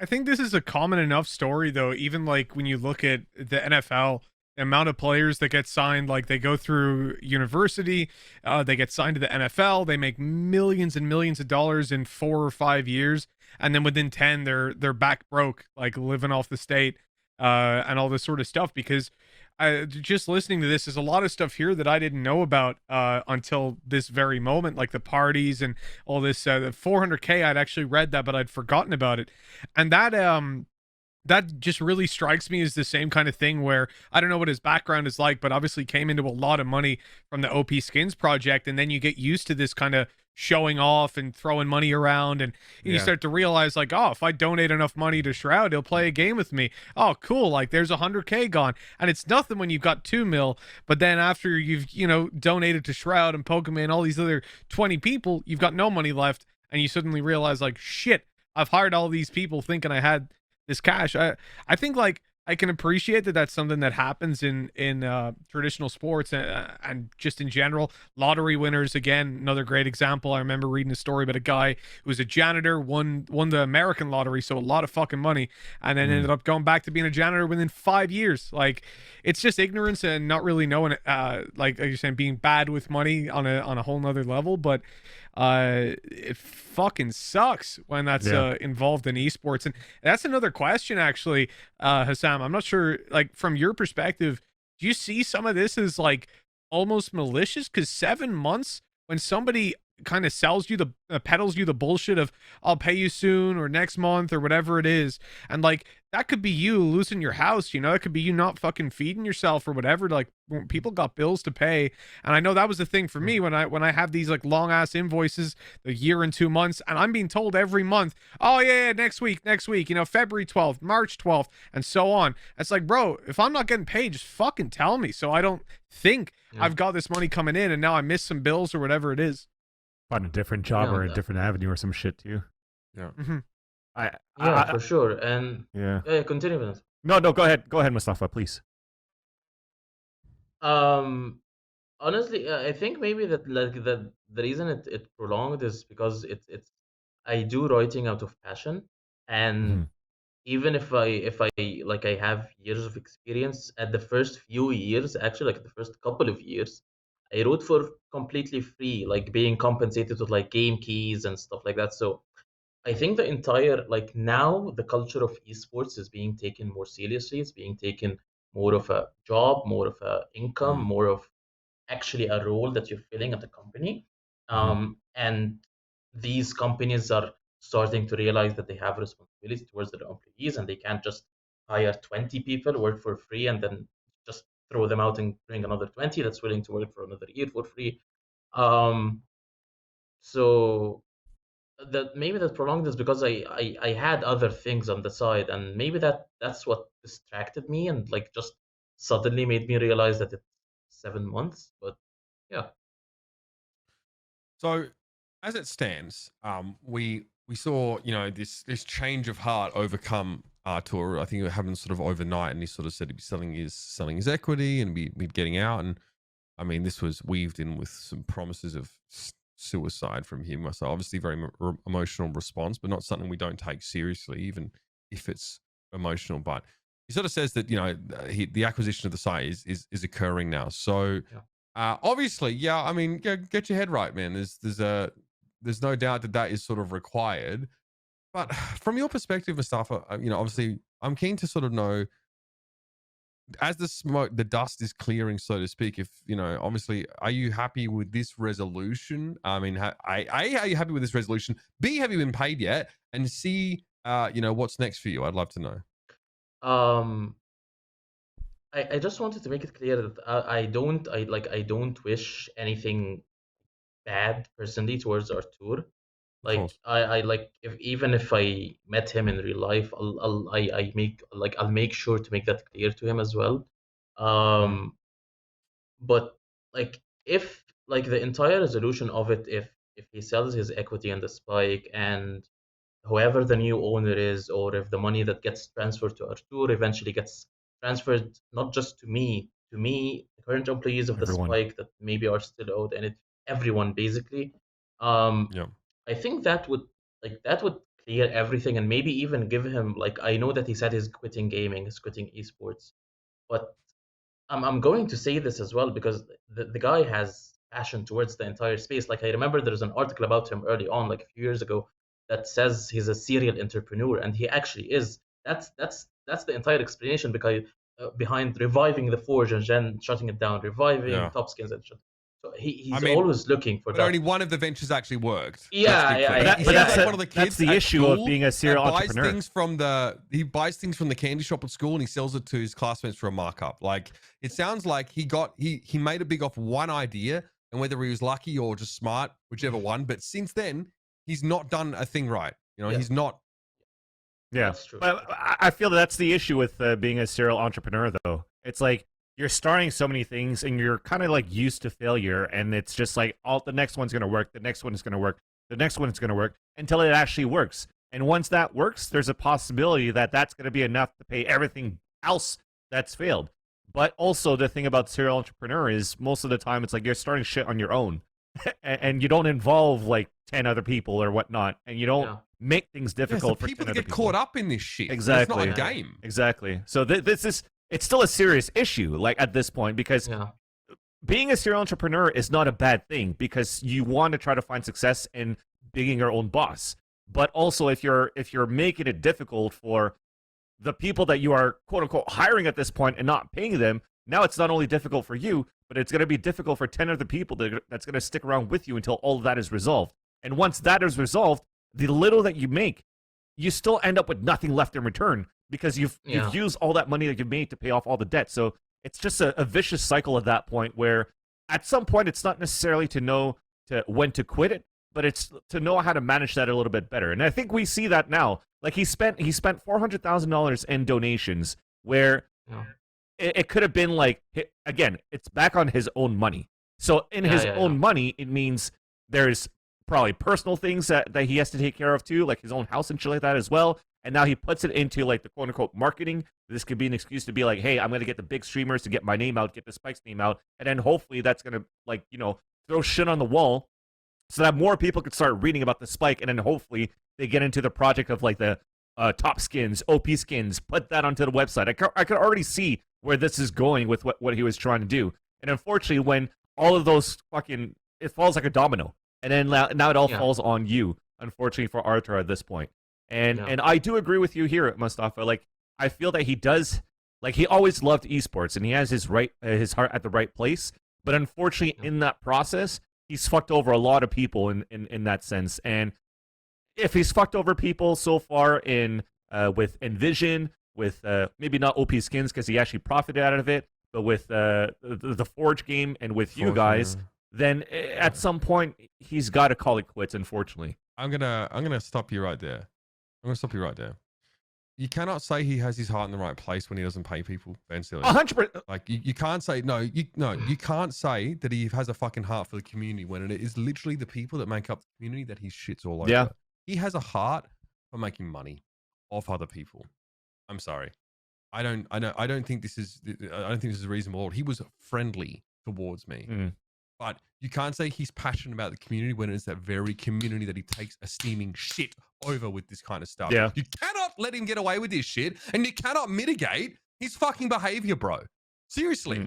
This is absolutely ridiculous. Like, people are getting, their livelihoods are literally getting fucked with. So I'm not going to sit here and tickle his fucking pickle dick about this. This is absolutely unacceptable. I want to sort of, on a different note, hopefully a lighter one. I want to know what's next for you, Mostafa, as well, because obviously you've been in the game for a while. Hopefully you're going to be in the game for quite a lot longer. I think I saw a release from you this morning. Yeah, you did one this morning on League of Legends. So tell us what's next for you. Actually, everyone was amazing towards me. I got tons of offers from very respectable websites and from very respectable publications. And like Christian Bishop, he reached out to me personally, and we finalized everything on the same day, basically. And I joined Esports.gg as a Valorant writer, as a League of Legends writer as well, because it's something that I watch a lot in my free time. So, I thought it's time as well to write content on that. And honestly, it has been nothing but like the entire team there is wonderful. Like Mali there, Lawrence is he's an amazing editor. Kendricks as well. Those are the three people that they interacted with the most throughout these past few days. And Christian personally checks up on me, and he wanted to read my first piece once it went up. And honestly, I couldn't ask for a better opportunity and the better place to just instantly move to as well. Awesome. Fantastic. Yeah, listen, Mostafa, we just want to take this chance to thank you for coming on the show. Obviously, it's a sensitive topic, and you're probably really, by this point, sick of talking about it. So we appreciate that for our benefit and for our viewers that you can sort of lay things bare, man. Just want to, first of all, congratulate you on your courage. And second, wish you all the best of luck in the future, man. Thank you for coming on. Thank you so much. Thank you so much for having me. And now I go back to being a normal viewer. Thanks so much, Habibi. Appreciate it. Thanks for coming on, man. Much love. Thank you. Thank you so much. Thank you so much. Oh, okay. So, I mean, what better way to bring my blood pressure down just a little bit more than have a look at some hot takes on Reddit? So, I mean, we got One thing though, Uber, just before we get into that, because I also want to. If I have to reach through the screen and strangle you, I will. No. That, right? I think it's also to preface that, as Mitch is we were talking about before too. It's like all this shit. Okay, we want him out, but for the Spike, at least itself, there's still people that want to write articles. There's still people that are working within that site right now, and I'm pretty sure that wants to continue the passion into writing with the TheSpikeGG. So once the ownership has been sold and we have this new ownership, we still have some great staff that is working with the TheSpikeGG. We could definitely call Arthur out on what he's done, but I don't think that this should reflect the what the TheSpikeGG overall with the rest of the crew wants to bring out here for this news website. Yeah, that's a great point. Thanks for bringing it up. Yeah. You don't have to strangle me now. It's really important as well, just to finalize this. It's really important on like that the TheSpikeGG is separated from Arthur, and that the TheSpikeGG kind of continues to be around, because we don't want them to leave. We have VLR.gg, we have the TheSpikeGG. Those are the two sites that I use, and that I'm aware of being kind of the best in the business. And it's really important that we have that level of competition to keep each other in check. When we look at scenes like Counter-Strike, there's a lot of controversy around the power that HLTV has, being pretty much the only website. I mean, I've worked Counter-Strike for over 5 years, and I only know HLTV. I don't use anything else, like Liquipedia a little bit as well, but for the most part, the power's with HLTV. So it's really important that we have that kind of diversity when it comes to just reporting, viewpoints, rankings, all this sort of stuff. So hopefully people won't be too harsh on the website itself now that Arthur's no longer part of it. Yeah, good points. I'm glad we have someone who's a foil to my absolute unbridled rage. It is important to sort of support the people that are left in this guy's wake, because I know a lot of their moderators are still there, and they are trying to sort of, get more writers involved. So do watch this space, and just obviously the brand takes a beating here, but I don't think it's hard to find out who is at fault here. And I think, great point. We need that competition to keep, something like the VLR site honest. Thank you very much, for that. So let's crack on here. Let's talk a little bit about some of the stuff you saw on Reddit here. Because there was a thread, I kind of like it. I this is always in jest. Reddit is great, especially when people don't take themselves too seriously on there. So our hot takes for Iceland here. I kind of like this. Shout out to Dota Alchemy, who throws this together. I mean, I kind of love this here. Hold on, it was the X10 high placing. Hot take was pretty spicy, and there's a few here, so I want to show you these guys. I want to show these to you guys and see what you think. What is this? Euros will see. What I think Euros. Yeah, that's interesting. Is that a food? I thought originally I actually read it as Euros, but now I see he's talking about, I guess, Europeans, like Euros. Oh, I don't know what this guy meant exactly, but hey, one thing, Sentinels won't drop a single map. I think he's on drugs. I mean, he's got a Sentinels and a phase flare. I'm pretty sure he's like an NA supporter at this point. So I'm in that boat. I'm in that boat. Okay, good one. Japan will win. You heard it here first. Don't underestimate the power of anime. I mean, this person is forgetting that almost every fucking NA player is an absolute weeb. Is the power of anime only on the side of the Japanese here? That's the real question. It's been appropriated. And Japan also has 2 Korean players. What the hell? It's strange. It's strange for an FPS as well. I don't think anyone's going to come in and, like, the only region to me that's underestimated, let's say, or that can potentially sell that story is Brazil. I think most people think they're going to just completely bomb out of the tournament. So there's a lot of weight on them to kind of show up and not be the meme region. Yeah, fucking Vanity actually wears cat ears. Excuse me. Like, so here you go. They sent me mine. Both Brazilian teams place 8th to 10th, and they get the sort of the name of the brain dead region. Oh, that's not going to happen. They're mechanically too good. Crazy Raccoons go on a crazy lower bracket run, beating many favorites. Cementing Neth is the best killjoy on the planet, and they beat Sentinels in the first lane. Okay, people are on the juice here. Version 1 do well but fail, losing to a Korean team or Crazy Raccoons. Damn. EU, here you go. EU slump. With neither Liquid or Fnatic not showing up. Oh, Jesus, double negatives galore. Not showing up on LAN, both teams placing 6th to 8th. Okay. All right, Vans, weigh in. Yeah, that's... You can't fucking be mean about a shit cunt in the previous segment, so please be mean about some of these takes. I do not see Crazy Raccoons nor X10 make it anywhere far in their bracket, unfortunately. I think Crazy Raccoons bomb out in the first 2 rounds. It's some very hot takes to actually try to see that Crazy Raccoons are going to make it to the grand finals. New Turn, I don't think so either. I think for me, New Turn's probably going to get like a 6th place. So replace the European side with the Korean side. It's going to make sense at some point. I feel that maybe at this point, you're thinking too much of like the old school, hey, Vision Strikers developed the meta of everything. And then now since if A beats B, then C. So then if New Turn's able to beat Vision Strikers that were the best team in Korea that went into a 100 wins in a row and lost to New Turn, then technically New Turn should be the best team in the world. That is not going to happen. Not. You're trying to apply the transitive property, Vansilli. Hey, is that what it is? Yes. Thank you. Yeah. Thank you. Yeah, it doesn't really work. So obviously we can have our own hot takes. My hot take is that Brazilian teams will do a bit better than people think. But Vansilli, I'm going to corner you on this one because you made a bet with Yinsu. I think what it was that either I think it was 25 gifted. An NA team would place higher than EU, or they'd win in a head-to-head. And there was some. I think it was like 50 gifted. Oh, there's like gifted subs on the line. Yeah, I don't want to. I think it was 25 I don't want gifted. to put words in your mouth. But then I watch your VOD review stream, and then you're basically licking the liquid bag. Wait, you're putting? Oh, no, I think liquid are gonna win, man. You're putting words in my mouth again. You're putting words in my mouth at that point, right? No, I'm putting the bag in your mouth. I think. So I can tell. But, explain it to me. So, I watched your stream. I know. You say that. So honestly, I've been studying a lot of teams over the past week and watching how deep the map pool goes for all of these teams, and that's why I'm saying Crazy Raccoons won't go far, X10 won't go far, New Turn won't go far. Brazilian teams could upset but won't go far. I think it's still going to be NA EU. But then if I had to compare NA and EU, if everything is right for both of the teams, like everybody's landing their shots, I still think that potentially after watching a bit of Fnatic and a bit of Liquid, that it might be still Liquid taking it all. But I still believe that Sentinels could win upsets. So I don't know, man. Right. You caught me in 4K with saying Liquid when I said on stream here with Yinsu that it was going to be Sentinels. Yeah, but I watch your content. Awesome. For some reason, I like punishing myself in the morning while I'm looking after the kids. So, I mean, to be fair, like trying to get you to have an opinion sometimes is like pulling teeth. But I'm glad that we at least have one, even if it's not the same one as the bet would indicate. Mitch, all right, do you have a hot take for us? Anything you think is going to come out of left field before we head to a break? Because we got to talk to Chet.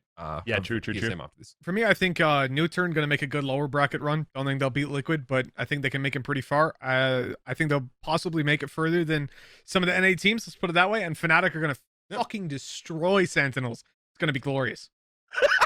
There it is. That's why I like. Imagine it's not that hard to have an opinion, and if you're wrong afterwards, who gives a fuck? You're too drunk to care. That's the way it goes when you work these events, ladies and gentlemen. All right, stick around. We're gonna come back. We got another interview that's primed up here. I think it's gonna be a really interesting one, especially if you're a fan of the NA region. I've got to go to the bathroom. When we return, more Valoranting coming hot off the presses. Thanks for sticking with us through the break, ladies and gentlemen. We're here for the second half of Valoranting. Well, we still have plenty of stuff to cover and a fantastic interview coming up in just a second, so it's not waste too much time. Obviously, fans of TSM will have seen that team make a couple of roster changes recently. Obviously, I think the Cutler news was pretty big. Tailored then was announced to be leaving the roster. And the most recent news we've seen is obviously they have acquired the coaching services of the illustrious Chet, who is joining us today on the interview. So thank you very much. Let's all welcome Chet to the show. Great to have you here, man. Really glad we can get some of your time today. Yeah, thanks for having me on. Looking forward to it. Absolutely. So listen, man, I think for TSM, so TSM fans have a tendency, right, of like not knowing a ton about anything but their own team. They really love TSM, but then like anything else that they have no idea, especially don't know about other regions or other games. So you go back quite a while in Counter-Strike as a coach, man. So do you want to just sort of run us through your history, sort of, working alongside some of the, the greatest pro players, and yourself obviously have been a coach for quite a few years now? Yeah. I mean, man, it's been a long, 5-6 years. I don't even know where to start. Start with Optic, right? So we can go from there. I mean, that's skipping a team or two, but I was in CLG. That was like my first gig. I had a lot of rookie players. I was like a rookie myself too. Like I never did anything pro back then. So that was like a really life-changing experience. I moved to LA. I was making like $500 a month on my contract in esports because esports back then wasn't that lucrative. Exactly. So I took like a big risk, and I mean, I guess it paid off. Then I got like picked over to Optic from some like referrals from like word of mouth and all that. Mainly from like Hayes actually. He like shouted me out to Optic. Funny enough, and that's like where things really got started because then that team had its own problems. Like it had like a bunch of Americans on it, and then all of a sudden, What was all the the problem? Americans just left. And then I had no idea what I walked into when I joined that team. And we got a bunch of Europeans.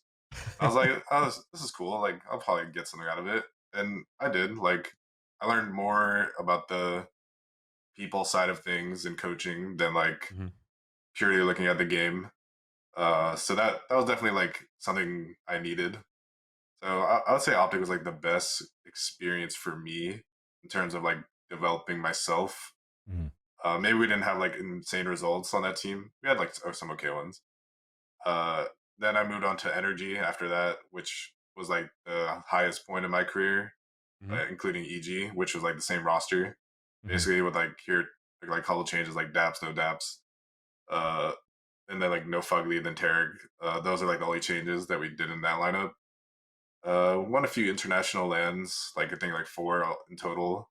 2 like really big A tier ones or S tier ones, and honestly, like those are like the memories that I will never forget because we traveled a lot in that team. Like we were barely home, and it's kind of like a blessing and a curse. Like a lot of people want to travel, and then a lot of people don't want to travel. But then like when you get to like traveling a lot, you miss home, and it's just a mess. And then you never end up practicing as a pro team because you're just traveling all the time instead of having time to practice. And it's just like it's taught me a lot about like balancing life.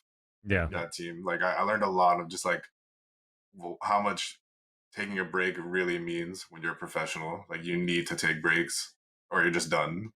you just can't play. So So that's at been least my journey pretty much. awesome, yeah. And then I think you had like one short stint with 100 Thieves, without mistaken. But at that point, at least with EG and NRG, which is pretty much the same roster as you mentioned before, you get to build that friendship. But as you said, it was a lot of traveling as a team, right? For Energy and EG.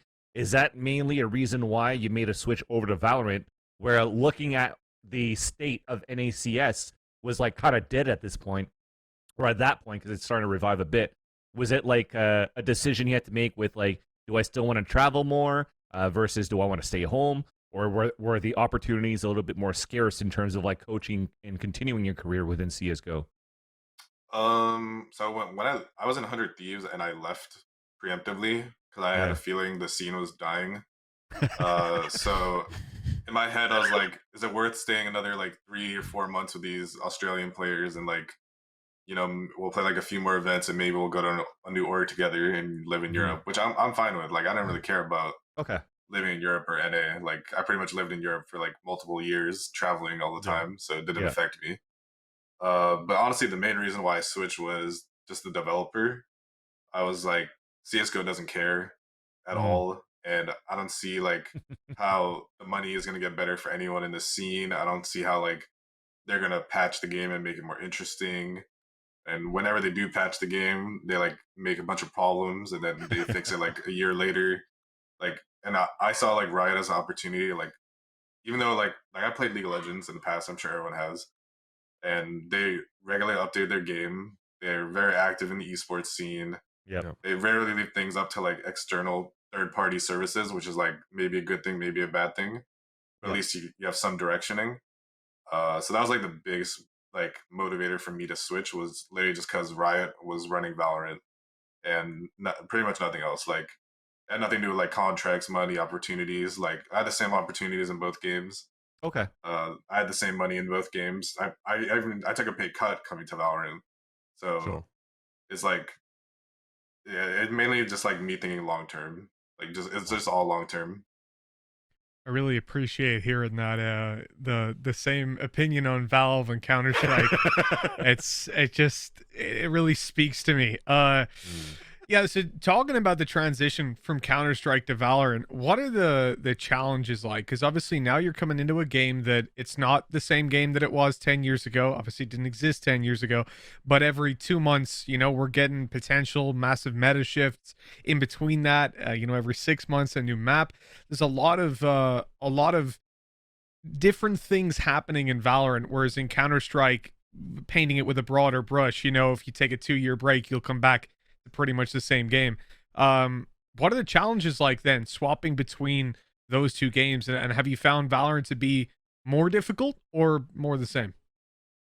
I mean, the challenge when I swapped over, well, first of all, I was making a roster. That was incredibly difficult because there's such a lack of players, and we couldn't buy players because orgs just weren't selling, and most players like don't put buyouts in their contracts. They just see like money and then they just sign.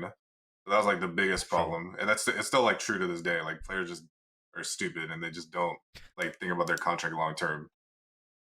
So that was like the biggest problem. Like we just kept trying to like free agent players like just over and over, and there wasn't much time because there was like first strike and all that. Like when I first swapped, so we had like a month, maybe less, to like figure things out and adapt to the game, which was like people already ahead of us. So in the beginning, like definitely a struggle. We definitely didn't know what we were doing. I'm not gonna sit there and pretend like I'm ready for like my team to like call out ultimates and Sova darts and all that. Like I wasn't ready for it personally. But now I would say I'm pretty like good with it. And as far as meta shifts go, I think that's what keeps the game interesting. And like if you're smart enough, you can adapt pretty well. But yeah, it's like in CS, like it's pretty textbook. You don't have to like do too much. You can just like watch like Astralis and like or whoever is Copy a it. good team now and just copy it. And like Valorant, you have to like figure it out, and like maybe what you figured out is still not the best. And then even if you perfect what you have, then like next patch, like it might just like not even matter. You just have to be the best team at adapting. I think there's some teams that you can tell that are like pretty good at adapting to, like Envy. So they're like consistently like top 4. They might not have like won anything yet, but they're like consistently always getting good results. And even Sentinels, I guess, to a degree, like they always get like good results. They're pretty consistent, and they pretty much play like how they like to play. So in this game, you kind of have to like just establish what you like, and then just hope it fits in your place. Like hope it fits in that meta, and then if it doesn't, then you kind of have to adapt really hard because some teams just get screwed. Like if you like FaZe, like they didn't make it in this like regional to Masters. Like they didn't even get like close. They like lost to T1.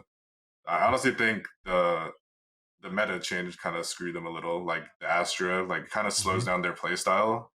So maybe they didn't adapt that well. I'm not sure. I have to like look more in detail to their games. But you can just tell like certain meta changes are gonna affect teams more than others. And that's like the biggest difference in CS. Like whenever you add a new gun in CS or a new map in CS, like it doesn't really matter. Like the Astralis is still gonna own, like whoever's owning right now online Gambit or whatever is they're gonna own because the game's the same. Yeah. Actually, to continue on that with another question here, Chet, then, because we talk about the meta ever shifting and whatnot, and you were just saying in Counter-Strike, you could just copy Astralis. So in your mind, when you're trying to build these strats for now TSM, back then even Energy, is it like, hey, we got to copy Vision Strikers and then just apply it? Or now do you have the extra layer of you having to talk with the IGL, then being DAPS, now potentially here being hazed, to figure out, like, do we build our own meta? Do you guys, are you looking to build your own meta? Or are you still looking to aspire from, like, different regions to find, like, the best thing? Because right now we talk about the Astra / Viper / Pulse Plant meta. Is this something that's that seems to work in your eyes as a coach, not necessarily the play style for TSM, but like, do you think that's the way to play the game now? I mean, I don't think there's one best way to play. Like, sure, like it's a meta for a reason. Like people like they try to get on the site as quick as they can with the least utility, and they just play like Viper post plan, Killjoy mollies, Brimstone molly. Like everyone just plays like they pretty much they pretty much just play to not shoot. But then you can like you can play like a meta where like you're gonna fight them and like interrupt their default before like they can set up to do all that. So it's like when I like watch teams, I don't like sometimes it might be easy to copy their like their meta, like their comp. It's like might be easy to like copy like what they do and like all their defaults and all that. Like that stuff's really easy to do, but it might not fit like the players you have. Like on TSM we have Wardell, right? And he is an opper, and a lot of teams don't really have oppers, or at least good ones. And like we have to cater to having a really good opper because like that's like a strength of my team. And a lot of those comps that people are doing, they don't even have like an opper in mind, and it just kind of like ruins the flow if you like copy straight one for one. So like I might take inspiration from a comp and like, oh, maybe they're running this comp because it beats like this slow play, or it's better for like maybe on bind this comp is better for like TPing and like crunching things. But like I have to like just take inspiration. I can't just like straight up copy things like in CS I could copy things and it would be easier. I kind of just use it like to just see what's good and like kind of understand why they're doing the things they're doing, and then I try to see if I can mold that into what I want to do. And that's pretty much like my thought process when I do things. Awesome, awesome. I just want to circle back a little bit, of course, obviously. We haven't really talked a bunch about your time on NRG, not specifically anyway. You said that like the landscape for acquiring players in Valorant is kind of weird, right? Because there's all these weird buyouts and you know, players sort of not really understanding their contracts. How did you go with sort of building the NRG roster? Because obviously, you know, it sort of coincides with you departing that they sort of make the changes. Obviously, Android joins the team, and then after that, we see Tex get on board. But are you sort of, you know, are you sort of referring to your time with that roster, trying to put that team together? You know, does that have anything to do with your choice to move on? Can you maybe tell us about what provoked that decision from you? I mean, it was pretty personal, so it's some things I might not go into. That's fine. But I mean, I guess with the player things, like there's like a lot of rumors of like the ESIC thing. Yep. And we tried a lot of players that had those rumors surrounding them, and it's just kind of like it's hard, man. Like it's hard not knowing like what the future might hold. Like that definitely like influenced my decision a little bit. It wasn't the main factor, but it's just like I don't know, man. Like there's a lot of players on a lot of teams right now that like have these rumors around them, and you just like don't know. Like who knows? Like I don't know if this report is ever coming out. Like it's scary, man. If you're a coach and like you're a team right now and those players get banned, like I don't know what you do. Like you just can't buy. Yeah, you just can't buy anyone. You have to literally dip into like the free agency area, and those players are way more inexperienced. So you're gonna have to take like a longer project. So it goes into this, and the longer project at this point is now going to be TSM, right? Because you recently just got announced as a TSM coach. And just before you were talking about, hey, the greatest strength right now that we have is having Matt, having Wardell as an operator for the team. And there was a lot of strategies in the past made around Wardell with the operator. So that's their biggest strength. But with the biggest strength of TSM came a lot of no results, unfortunately. No high showings towards the end of the year 2020, beginning of the year 2021.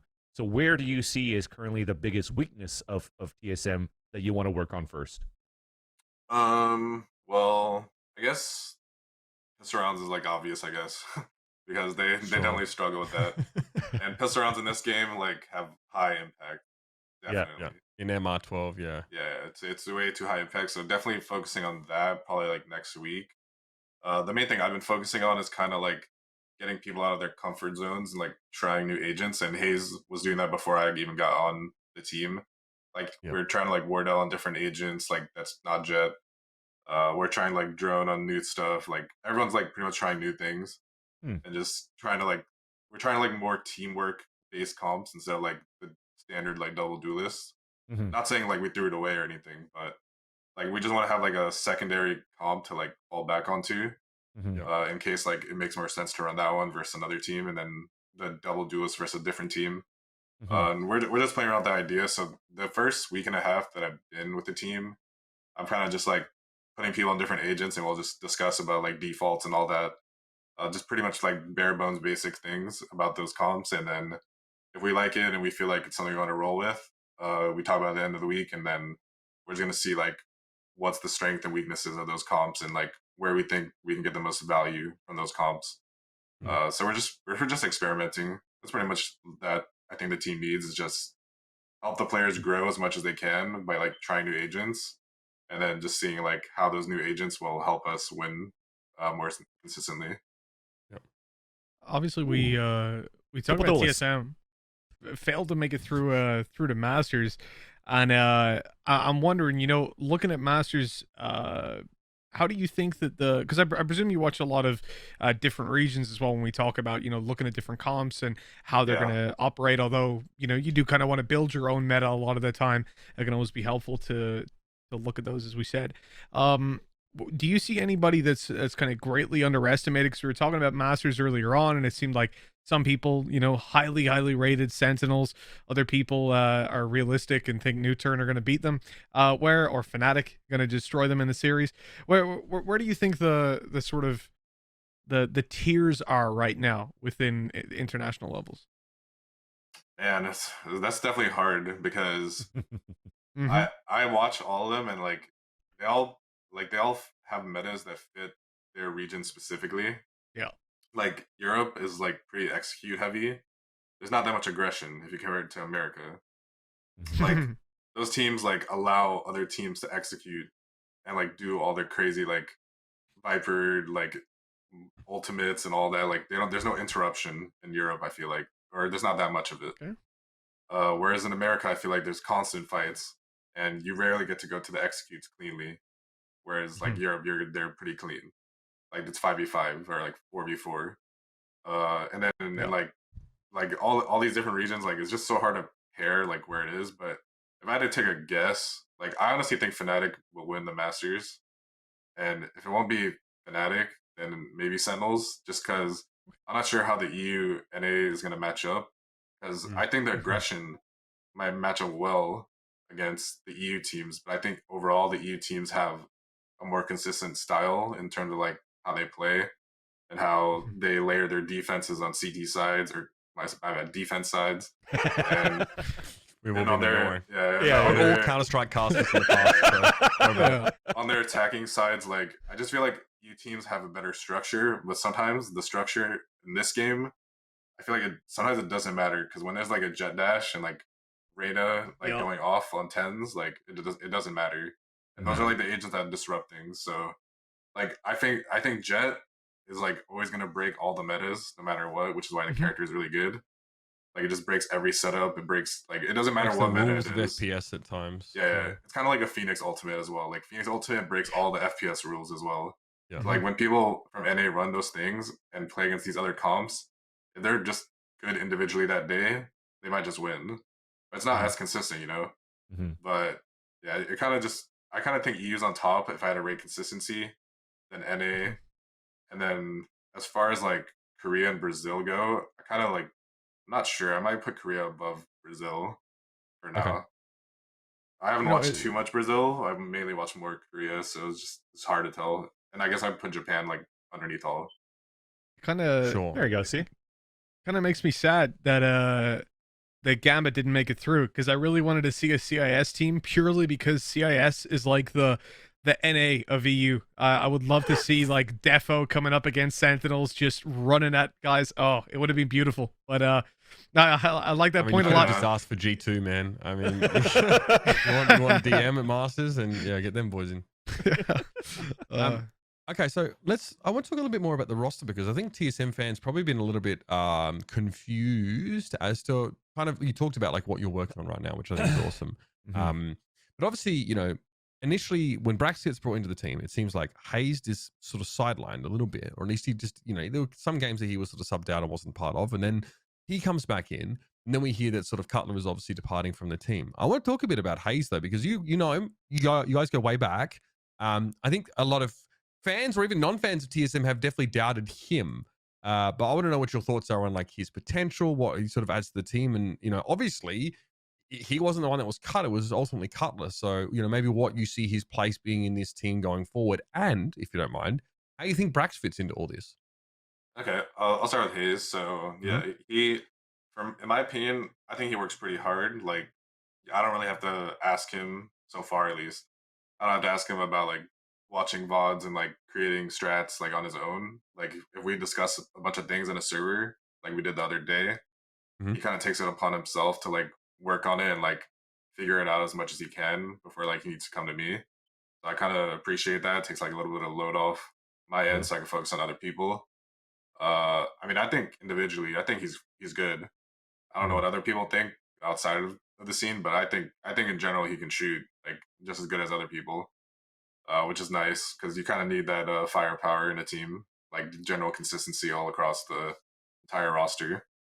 I mean, I think his agent pool diversity is pretty good. Like he's pretty much down to play anything when it comes like Sentinel, Smokes, Viper. Yep. Like he'll play anything. Sage in the past, yeah. You kind of need someone that on the team is very flexible, which is why like I want to make other people on the team as flexible as him. Yep. And then as far as Brax goes, I haven't had too much time to work with him. I'm obviously not gonna say like what he's playing right now or anything. But, Yeah, of course. as for Brax goes, like he pretty much right now is just listening to like what I'm saying. Like he's kind of absorbing it. Like if I send him like a document of a bunch of things, he learns it pretty quickly. Like I don't have like he has like good clutching potential. Like he had like a really sick 1v4 in our scrim the other day against like well I won't say against you, but it was against a very good team. Almost. Yeah. It was against a very good team, and I was very impressed. Like he knows how to like keep his cool and like clutch it. So I think setting him up in those kind of scenarios is like definitely something we should play to if possible. But yeah, those are the values I see in those players, and hopefully we just keep getting them better and better as time goes on. Yeah, I think I kind of see where you're coming from. I remember when I think TSM one of the first teams who tried the sort of to use a bunch of the Sage that we saw in Europe again. Like it didn't look great initially, but they seemed like they were willing to try some new stuff, which is kind of sick. Obviously, good to get your thoughts on what's going to happen to Masters. Many TSM fans hope to see you guys involved in it. So, before we wrap this up, Chet, I know you've got to run, but what's like, next for you guys? Obviously, if you want. Okay, cool. All right. Well, Hell yeah. I want to know at least, obviously we know what you're working on with the team here. What is your short-term goals with TSM? Sort of what should fans expect to see from this team, especially with you at the helm and these changes being made? You don't have to promise the world to your fans, but I'm sure everyone's wondering what the... I want to at least make the regional. That'd be nice. I think that'd be an upgrade over the past result. So that's like short term. Make the regional. Hopefully 2 comps per map if it's possible. Right before the next qualifier. That's like the next goal. And I think that's all I want to like really focus on, and just agent diversity, which just comes with the 2 comps. Those are my 2 like short term goals. And then long term, like we'll see what happens. Like hopefully we're just insane. Like that's the long term goal. Question for you then, Chet, in terms of like just coaching in general, with now coaching slots being available, right? Because your time with NRG, when you were coaching with NRG, we didn't have coaching slots yet. And I guess as a coach, it's kind of difficult to prepare for a team to get ready for a match. And you have to watch a stream that's delayed from like 2 minutes. So how does that work about the timeouts? Do you actually have a say in that? Or it's just like, I'm going to prepare as much in terms of my team, and then the timeouts is just going to be discussed within the team? How does that work within the coach? And how does it work now that we have the coaching slots for you? I mean, back then it was horrible. Like I couldn't do anything. I literally was so delayed, and I just had no idea what was happening. And like, as a coach, like you want to like pause, like if they lose like an insane round, like they just like lost like a 1v4 or something, and you want to like calm people down. You can't, because you just don't know what happened. Yeah. Until like minutes later. So that sucks. So yeah, it was pretty much about like, I pretty much like was preparing like plans in timeout beforehand, which was like pretty risky because you don't know what comp the other team's running, because a lot of people just change comps straight up in this game, so you have no time to prepare like on what they're doing. So you're kind of just guessing and going with the flow like of the game if they do change something. Those are generally horrible. You can't really see what's happening on like every part of the map. You just don't know.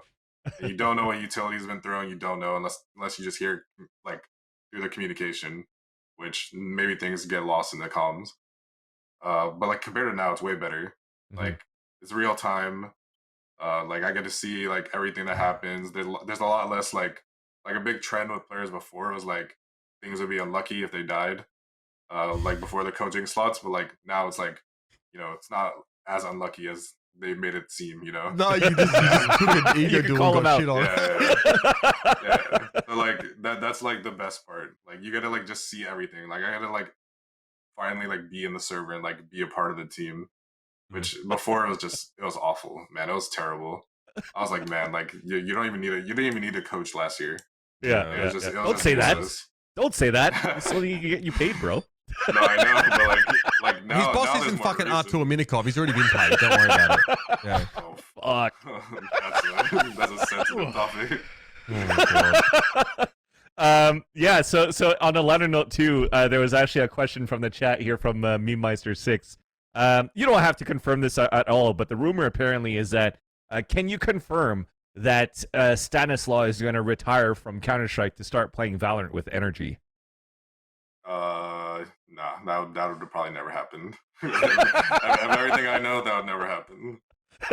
There you go. I mean, it wasn't, and I can't answer this kind of answer, me and Meister. So you actually, yeah, there you go. You actually got a decent answer. There you go. Thank you. Hey, Chet, we're gonna move on with the show. Otherwise, I'm gonna keep these two pricks here forever. Thank you so much for joining us, though, man. And yeah, it's great to have you on the show. We'll hope to have you back in a few months, hopefully, and check back in on how the roster's Hopefully doing, man. Yeah, It's we'll like talk a again when we got results. Masters 3, right? Oh, yeah, 100%. I'll see you Fuck there. yeah. Fuck yeah. Berlin, baby. All right, Thanks, thank you Chet. very much, Chet. Thanks for joining us. And yeah, okay. So you look, we always talk about TSM on the show. I give TSM fans shit for just being so obsessed about TSM, and then they're the only ones that we ever really talk about on the show as well. I don't know. I think I have a man crush on Hazed. I think that's my excuse. So, yeah, I just want to. And also, he has amazing reaction gifs. Hayes has the sickest library of like reaction images Yes. and gifs. Like they're all anime related. Yes. And I can't tell you how many of them I downloaded for my own use later and have used, and not credited him for, and just they've just banged. So thanks. Here's your credit, Hayes. Nice. I'm just fucking nice happy, being- dude. I'm looking forward to seeing TSM fucking kick ass again, dude. It's been a long time coming. Mitch is like these fucking peasants in there. I was watching Mitch TSM fucking like grin from ear Sentinels. to ear when it's like, yeah, Fnatic's probably gonna win it all. I was like, yeah, that's what I Yeah, thought. That's what I was thought. looking at you, Vansilli. I was like, yeah, what did you say in the break? Huh? shit. You know, my favorite memory actually of Hazed is we were at First Strike. We were working the event. You know, we finished. We do our debrief, all this. So you're there another hour and a half kind of after show finishes. And NA had already started. So we go back to the hotel. We sit down. Myself and Hypock and Jonas go back to my room. We're chilling out. We turn on the NA stuff. And as it's booting up, right, we had, I think, 200 kilobyte per second Wi-Fi. It was amazing. So as it's like buffering for a couple minutes, I'm on Twitter and I see it. I think it was a tweet from Hazed himself saying like, people say I have slow reaction time, whatever, but I feel crisp, blah, blah, blah. And when it loaded, it was him with a Vandal peeking out onto short on bind and getting killed by a classic long range while he waved the mag. And I was just like, oh, that's perfect. That is perfect. It was poetic. Oh, fuck. I mean, yeah. Let's. I mean, yeah. I'm looking forward to seeing them improve. They got Brax on the team. I think they have high expectations because of that, and because Hayes is the one that doesn't get kicked off the island, right? I think we knew that there was a boomer would have to go to the gallows here. I mean, one of them would, and seeing it, being Cutler as well. Now people definitely expect to see more from Hayes. Yeah. Good luck, TSM. I'll be watching, no doubt about it. Let's talk about some roster moves. We didn't have time to do this beforehand because we wanted to get Chet in, and apparently he had more time to spend, but that's fine. I mean, I don't have all day to sit here with you chuckle fucks. So I love my time with you, man. Come on, let's do a fucking 6-hour show. Fuck it. you have Stockholm syndrome. All I do is abuse you, and you just keep coming back. Bro. I don't know what it is. Can't get rid of you. It's ridiculous. He's too nice of a guy, man. I'm just super passive. I'm telling you, Vansilli, you've abused Vansilli for weeks now, and he still can't say anything bad about you. This guy, he's too nice. I know. For me, I I always don't think find I've like got deep down abusing inside this. there's something, He's only Oh, mean to God. me because he loves me. You wait. You fucking wait until we get casting again, mate. It's gonna be brutal. Let's talk about some roster moves here because we have a couple. Well, I mean, a couple in Europe I want to talk about actually. So that's Mitch Man series. I want to add some context to that as someone who actually watches Europe stuff. So Tanzik. Okay, so Tanzik departs Team Heretics. Now obviously this team has had some problems as well, like with players being unable to play and all the stuff that happened with Nisao, and that was obviously regrettable. Tanzik, I know, mouthy as fuck on Twitter. Always had plenty to say. But yeah, obviously he sort of departed this team. Makes me kind of wonder, Mitch, what's going on with Heretics? Yeah, I've heard a lot about Heretics. It's kind of confusing when you listen to the rumors behind the scene because they've got a lot like. I've heard about a lot of roster changes potentially happening, like some of their players moving to other teams, trialing out for other teams, some new guys coming in.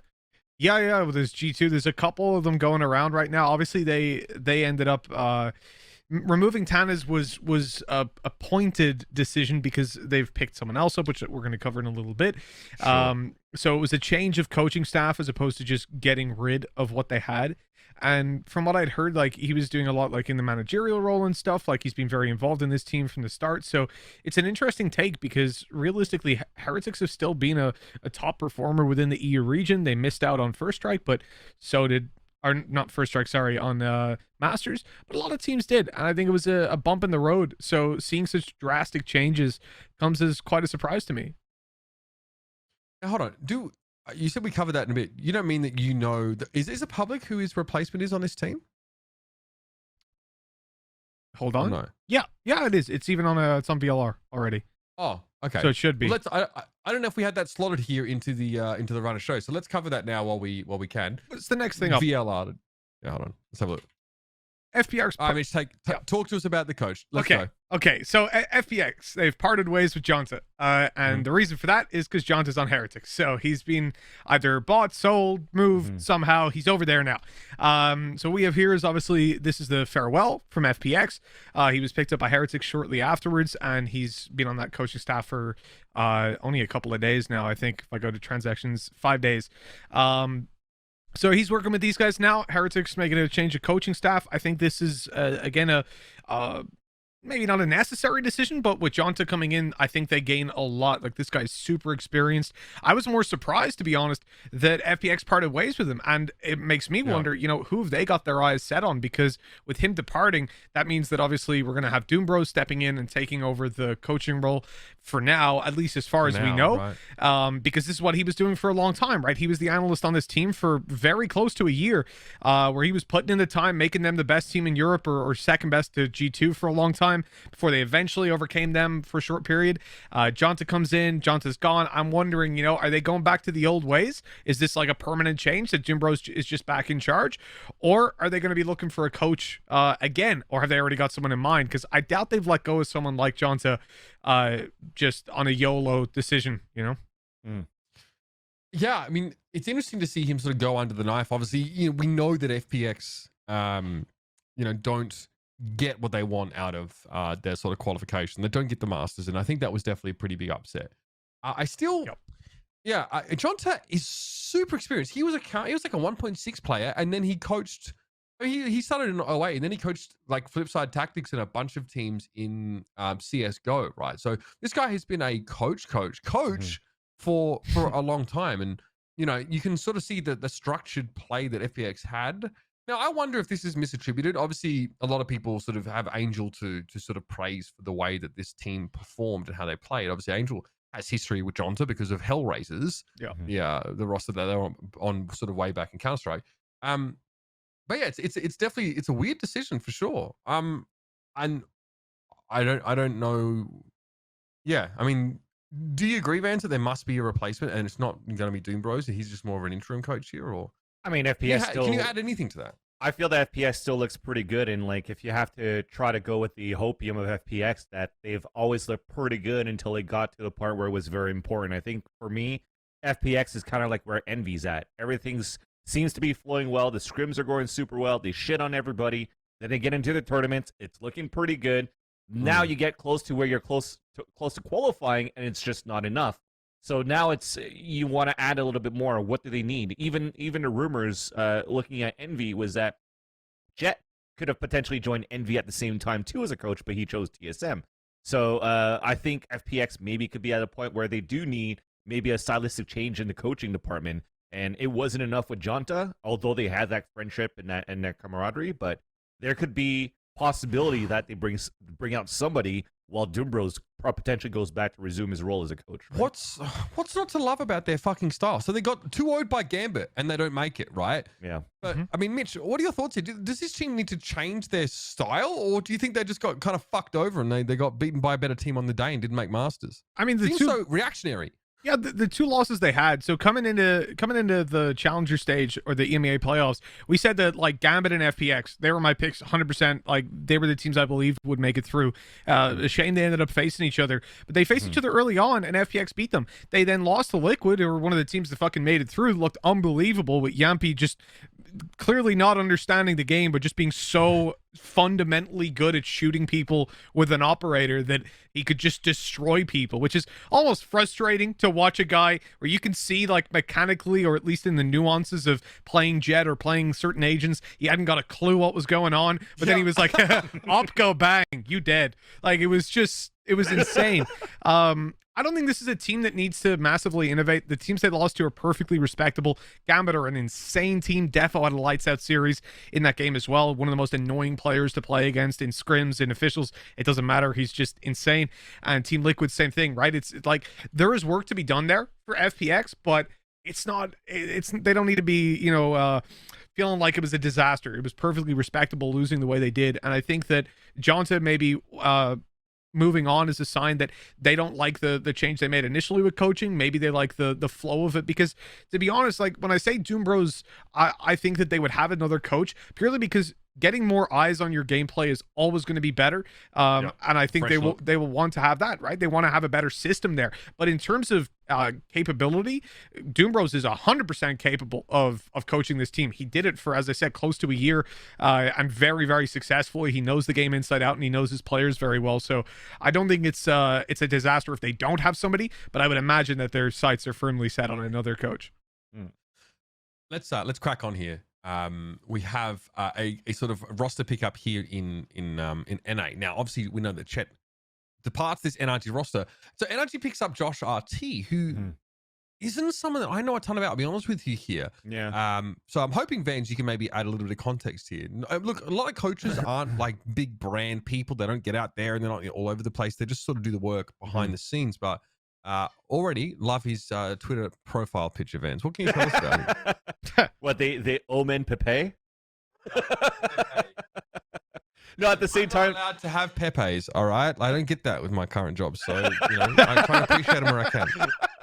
No, I guess for me, Josh RT, there's not much to say about the gentleman right now. I mean, he's had some experience in Counter-Strike Go at the same time as a player, while he was playing for a team called Prospects towards the end of his career in CSGO. And then if you don't know him from the Valorant scene, he was a lot into like the beta days of playing with another team called Prospects. So it was him, like CP2, Winsome, moving on to like Big Frames, and then moving on to being Renegades. So Josh RT has kind of been like, for me, like an ocean to CSGO, the guy that's going to build up a team and like just make a team look good, as I'm assuming an IGL at this point.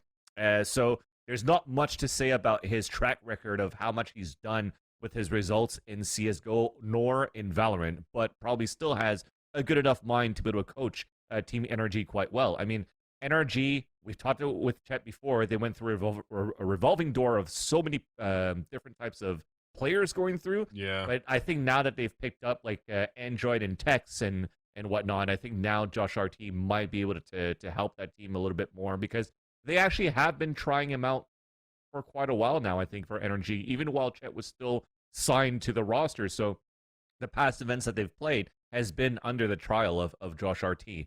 So I think as the organization, they're happy of the results that they're getting from NRG so far, and they want to continue on with him. So I think this is actually, I'm happy for him, because he's been a player that's been trying to make it into the scene for quite a while now, since the beta days.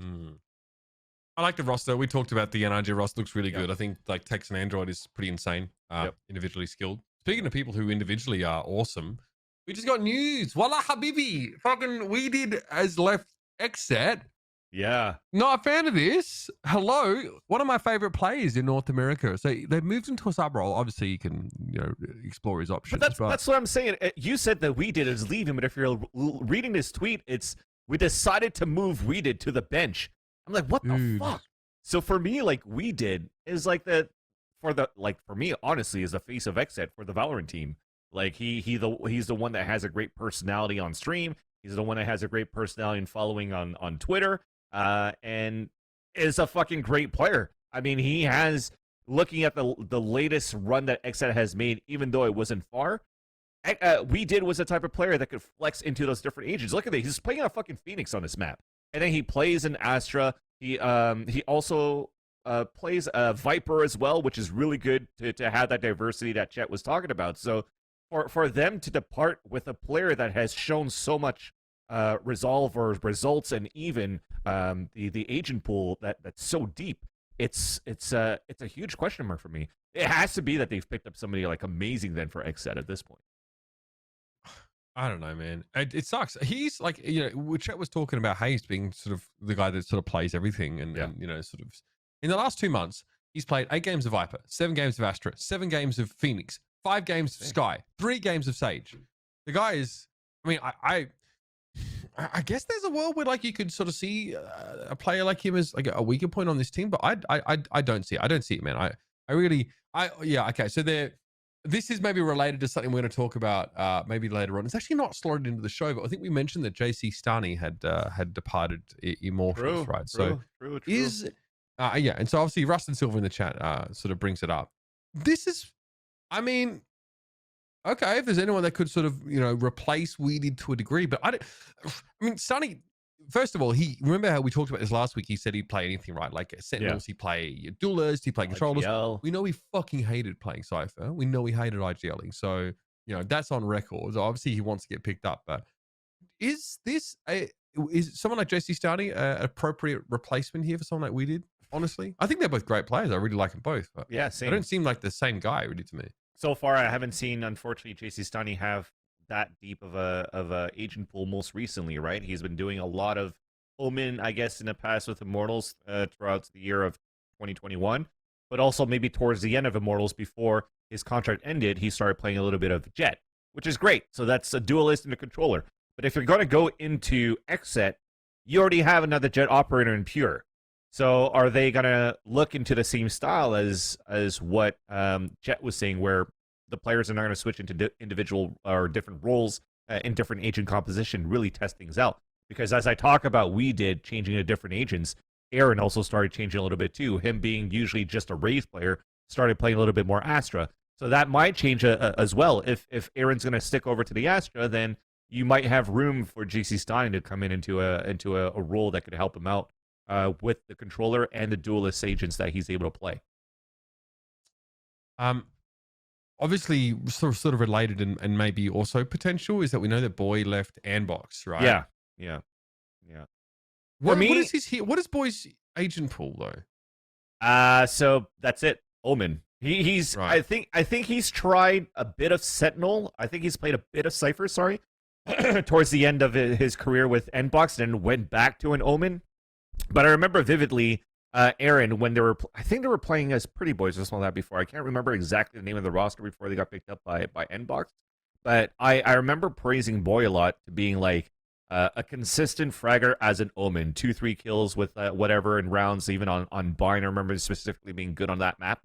And then now that he drops, I like to think that he's being dropped because there's a potential that, for me, I would like to rumor mill that We Did would be a perfect fit in that roster. And I think We Did should get picked up by Endbox at this point and should be joining that team. Do you want me to say, I don't know, I could maybe say why at that point too. I mean, they have like I just want to go back at the roster here because they have Mata that joined here most recently and is able to play that Phoenix. They've been actually looking quite good to have Yaster flex a bit into a Breach and also being able to play duelists here and there whenever they needed. But Mata is one of those, for me, crack players out ever since he started playing the Phoenix for that team. Vice has recently joined the team as well. That's looked pretty good. So if you look at the rest of the roster with Seb, for example, he tried playing Omen, or I think he tried to play Control at some point, but has a better showing playing a Sentinel player, in my opinion, as a Killjoy.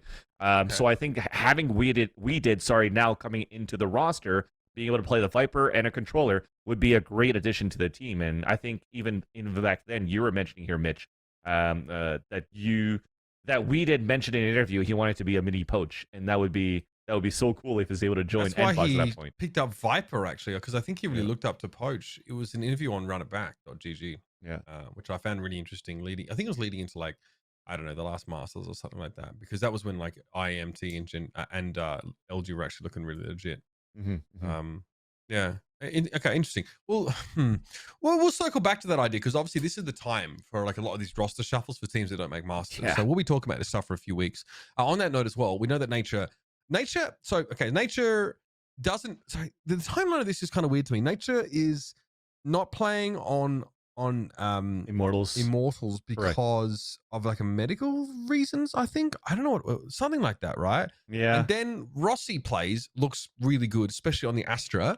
And then Nature's just, on the out. I mean, it wasn't so long that he and Chemicals were added to this roster and Nature was calling.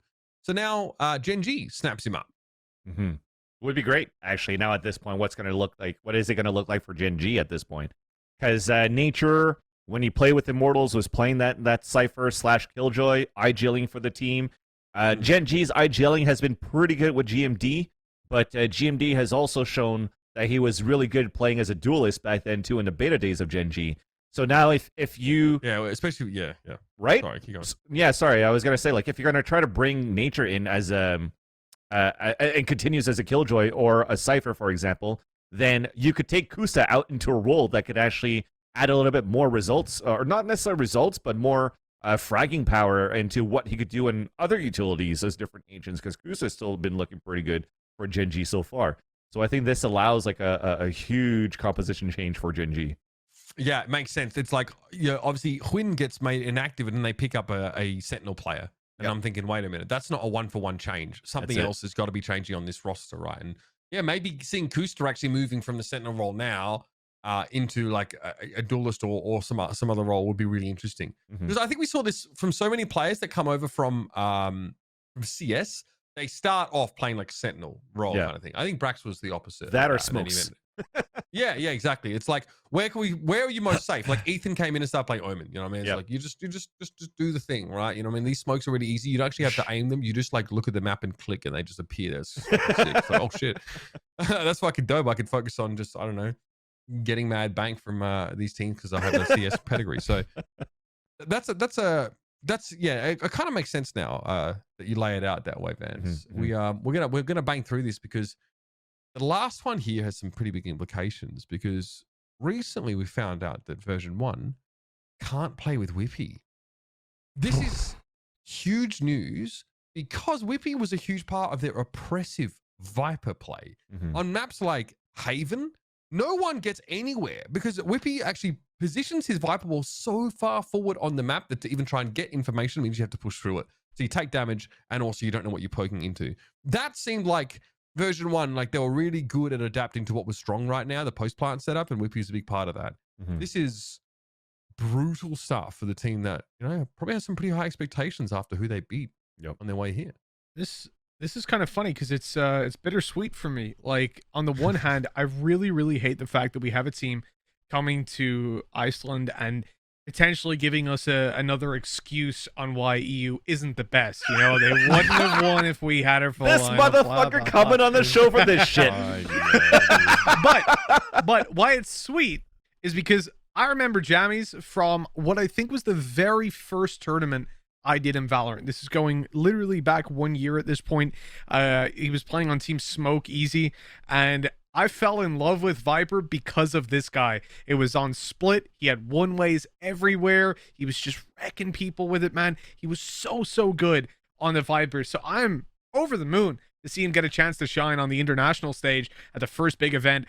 Just a shame I can't be there to discuss Viper lineups with him. We'd be going all day. But I think as a replacement, he's very fitting coming in here because I think he's one of the better Vipers in the world. Honestly, super underrated player, and I hope that this is going to be his opportunity to really just put himself out there and explode. I agree with Mitch at this point, man. He's had a lot of potential too.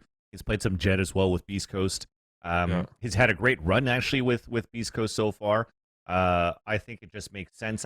I even think he's played with a couple of those players in the past, maybe like even CS or even earlier days of Valorant. So there is some chemistry actually having Jammies into this roster where, maybe some people do not know about Jammies that much because even then Beast Coast didn't have that good of a run leading into the VCTs or getting to a part where they could get that limelight. So I think if you're actually trying to plug in Whippy with Jammies and have him do what Whippy was doing, Therefore, playing a Viper or even playing, I think it was a Sentinel right for Whippy at the same time too, it could definitely work. I think jammies will be a great addition too. I still think there's still some sort of like there's still an obstacle that you have to hop over because there's still the full practice chemistry of the whole version 1 team that got the upset run, that got the Cinderella story run, thanks to Whippy too. So there's a lot of pressure for Jammies to perform right now, where I hope that's not going to be the jitters for him coming into Iceland. But if he's able to shine under all that pressure, then definitely version 1 is going to look good. All right. We have a statement from the coach of V1 here as well about it. So for those that maybe want to hear it straight from the pony's mouth, so to speak, here we go. Fortunately, I'm here today to talk about Whippy, and we're not going to be using him for Masters due to COVID complications. It was hard for him to get an appointment to obtain the visa needed. Moving forward, he will be coming back to play with us after this Masters, but for this Masters, we're going to use Jammies. He's a player who's played with myself, Celsius, and Vanity. He's a free agent, and I think he's going to be able to slot into the role perfectly. He's super skilled, and hopefully we can still bring back the W with him. You know, kind of interesting to me as well is the fact that they've gone for Jammies. Again, I think it's a really, really good choice, but what a lot of teams would have done was you just like look and go like, hey, Asuna's pretty good, isn't he? Like you just slot in like a super sub. Can we loan him? Honestly, I think that if you give like 100 Thieves or anybody the opportunity to have one of their players at Iceland on brand alone, it's just worth taking it. I wouldn't even talk money at that point. And they stand to gain if they make it far. If they win, maybe they decide to buy him. Like that's free dollars. This sounds like a Lions analyst pimping out his players to any last minute requirements. All I'm saying, we don't need visas. We can go to Iceland very, very easily. You know, I have a 1.15 HLTV rating, so if Jamie's flight's delayed, you know, hit me up. Okay. But yeah, no, I think like that's one of the really interesting things to me was that they didn't just kind of go the typical like, oh, get big shooter, he shoot good, get him. Like they went for someone that actually makes a lot of sense in the role that they're going for and isn't like on a top 5 team consistently performing. They're giving him a chance and believing in him, and that's really cool. Yeah, and we'll, you know, obviously it will do wonders for his rep if he does really well. I kind of feel for Beast Coast because it's hard for teams like that to hold on to players that garner themselves big reputations like that. So I don't know, how much it benefits them in that sense, but makes sense from V1's perspective. COVID complications. We also found out this week, by the way, that your reason why the Sentinels were shitting themselves because Dapper had COVID. But we knew that because the cunt said, "Oh, I could go get a shot." 3 days later, I have COVID, can't taste anything. Unlucky, I guess. Fucking, of course, bro. I'm not surprised. So because he did have COVID at one point, and I think a test must have delivered a false positive, that was what they were freaking out about. I think that was talked about publicly. I fucking knew it because this is what I said. I said this last week. I fucking said, I bet you it's because he fucked around and didn't get a shot. But regardless, you know, they'll be there at least. Sentinels, I mean, I guess they're not really the full team. You know, whatever. You know, it's the best Sentinels you could ask for is going to be there. And speaking of that, let's talk a little bit about Reykjavik, because we spent like 3 weeks doing this show on the premise of like, oh yeah, it's not Masters time yet. Oh yeah, we can't actually talk about any fucking matches. We're just going to rehash all the other regions. And Vansilli is going to actually go watch Brazilian and Japanese Valorant, so we have something to talk about. We're now in a position here where we can talk a little bit more about Reykjavik, because we are on the cusp of it. The teams have gone over there. Shout out to my boy Daniel Collette for throwing these videos together. Really enjoy the video content around that. Obviously, I like that the trophies sort of here. It looks like kind of like Mordor, to be honest with you. But the photos that come out of Reykjavik look incredible. I might be booming the players though, considering that at 3 a.m. the sun's still up. It's like kind of a crazy time of year to be over there. I think it's like a ton of sunlight, not much darkness. But we can have a look at our qualified teams here, because we have them all. It's finally done. So here's our regions that are sending 2 teams. Brazil send Vikings, Sharks. EMEA send the Ponies and Fnatic. NA send Sentinels and version 1. And then obviously here, these are the teams that are only sending 1 delegate. So Crazy Raccoons, that's such an effective mascot for so many of these teams. Yeah. Newturn, Crew, and obviously X10. That is all locked in. And remember, there's a ton of circuit points, I think, available for this. Like 400 points for first place. we've talked about how complicated it is because the first Masters are like people got circuit points for being in challenges, and now it's only for Masters. And so they're like, some regions have a ton of teams with some circuit points, some regions have only 8. That's obviously messy because EMEA has an extra stage to qualify their teams through because they actually, it's 4 regions into 1 region, then sending to Iceland, whereas in NA, it's just NA sending to Iceland. So, I mean, I don't envy you guys, but I guess there's more games to cast. So there is that. More opportunities to give Scream MVP of the week on the broadcast. But here's the bracket. Let's have a look at this. Now we actually get to see what matchups we should expect to see. So you notice here the Fnatic in version 1, they have the 2nd seeds from their regions, which means they don't get a bye in the first round. Guys, what are your takes on this? What stands out to you? I mean, no matter the fucking what, quarterfinals matches in the uppers, man. Well, you're not excited about version 1 versus Crazy Raccoons? No. to be honest, I think that'll be an interesting match on its own. But yeah, what we're looking forward to is, you know, Fnatic absolutely just stomping Sentinels, taking on maybe Vikings. Could be an interesting game. Liquid Fnatic grand finals. It's gonna be really fun. Yeah, really interesting. That's it, dude. It's solidified for me, man. I am going for fucking Sentinels all the way. Watching VODs and fucking like Liquid maybe can win. Fuck that shit. Sentinels are gonna fucking shit on everybody at this point. Yinsu, I'm getting my fucking 25 gifted at this point, man. I actually, look, I have a bracket up here that Sentinels is gonna beat Fnatic. I've done a prediction, I've done a screenshot, check out my VODs. Then I had Liquid and Sentinels in the end where I had Liquid, but I did take a screenshot of that in the end. I still had Liquid and Sentinels in the end. It's fucking Sentinels. Sentinels is winning this. From the lower bracket. From the lower bracket, though. I'm so happy that I've managed to just rinse a full opinion like I pissed Vansilli off. I've actually pissed him off. Yes, let's go. All it took was the truth. You've woken the sleeping giant. So hold on. You reckon they run through the lower bracket? So do you think they lose? Who do you think they lose to? You lose to Fnatic, you reckon, Ben? No, you know what? I actually have Sentinels losing the fucking Liquid in the upper finals.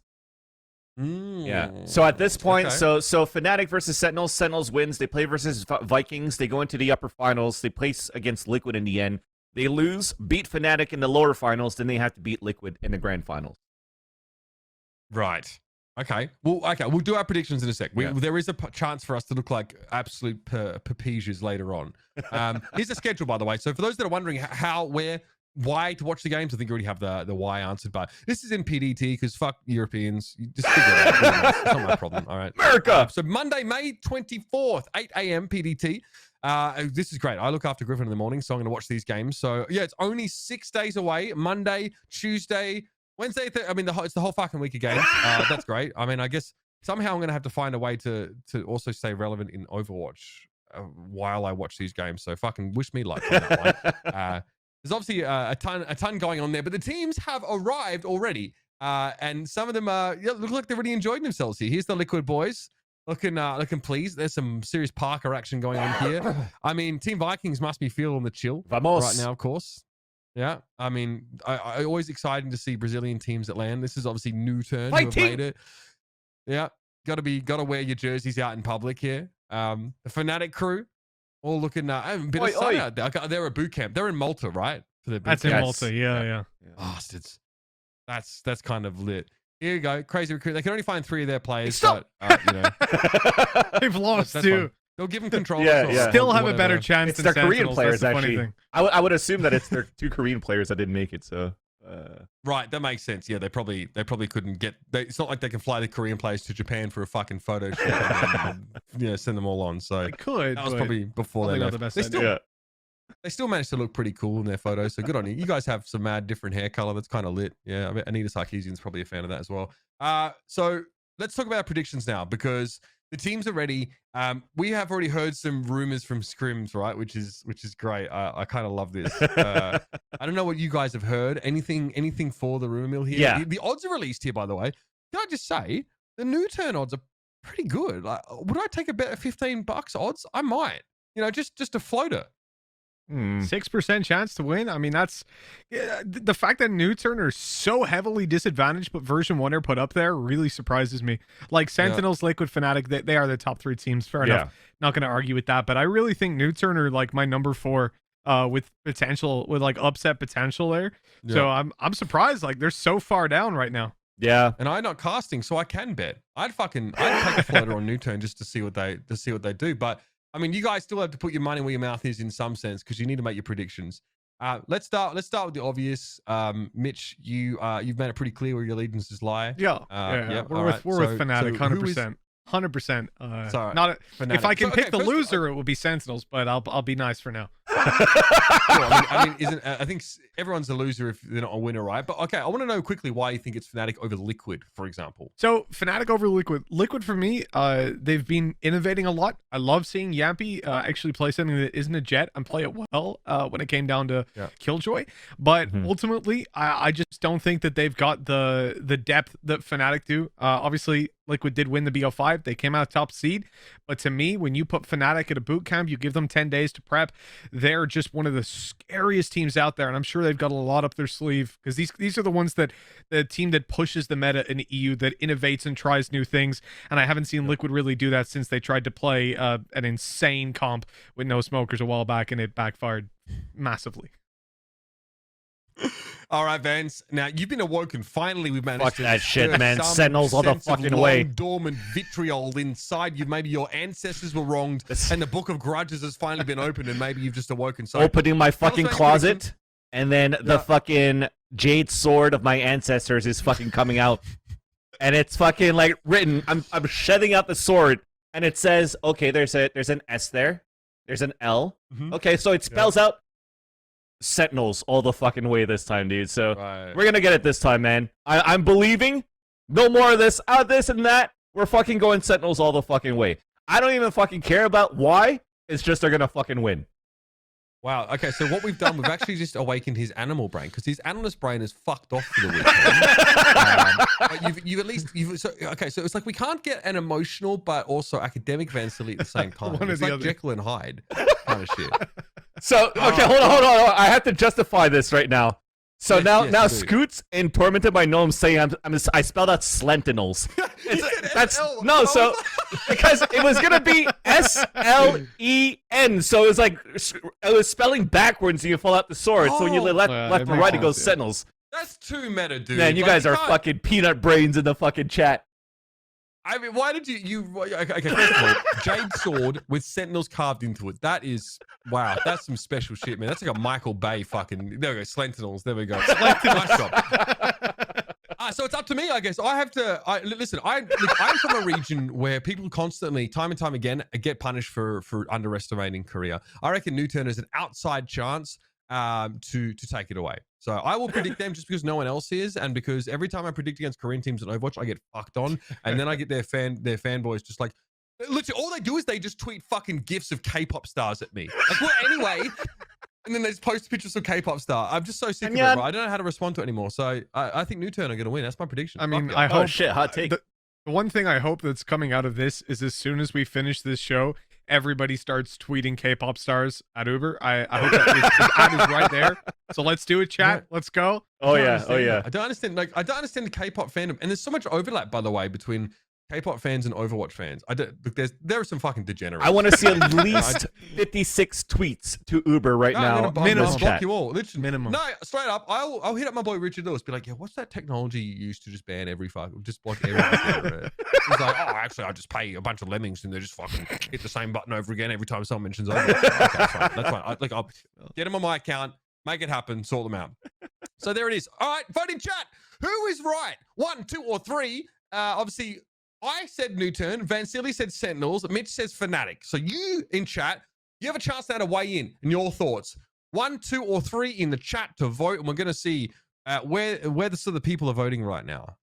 Look, while I have a chance, obviously, I mentioned Newturn because I just think that I've already sold out to our Korean overlords in FPS. You know what I mean? This is not. I just. You know what? This is not fair. I'm literally a jumpsuit wearing Korean supremacist at this point when it comes to esports. There we go. I was gonna say maybe because the show is currently like 4 in the afternoon and nobody from America is awake right now to watch esports, and all the Europeans are tuning in right now and It's 1 saying, p.m. You moron. "What? It's 1 p.m. PT. Yeah, but I mean, I'm Eastern time, so."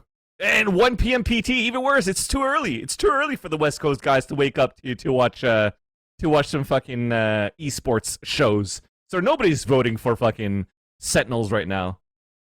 There you go. See this, guys? Let it be known. Sentinels. Let's go. Korean Overlords already been welcome in. There you go. So that's because here's what happens, right? Every tournament this happens, chat.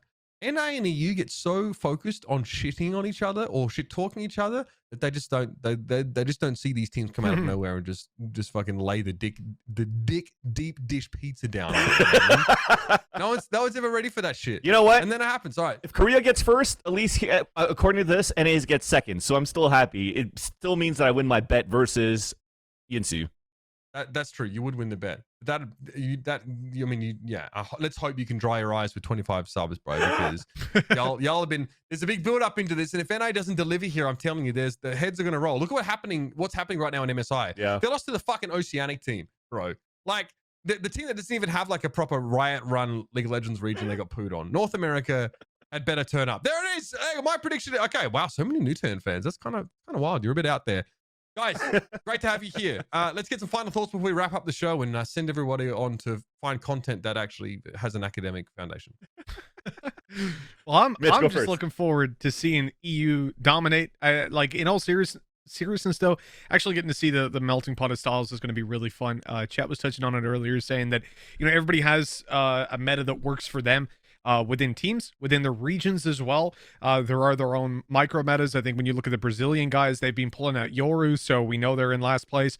And it's really interesting then getting to see all these different interpretations of how to play the game, getting to butt heads. Now, ultimately, that's going to end up with, NA getting a couple of wins, EU winning the tournament, and then someone complaining they had to stand in or a 10-hour flight or whatever the excuse is going to be.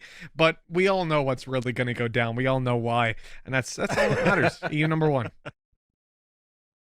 All right, Vance, what do you got? Well, definitely just to counteract on that, too, it's going to be NA number one at this point, too. But I actually have been watching, like, Twitter feeds and stuff like that, too, see what's going on. I'm going to call out Bala at this point, too. I'm going to call out Mike's HD saying, Masters 2 is not going to give us too much right now. It's not going to really resolve any, like, issues or whatever in terms of, like, conflicts of which region's the best.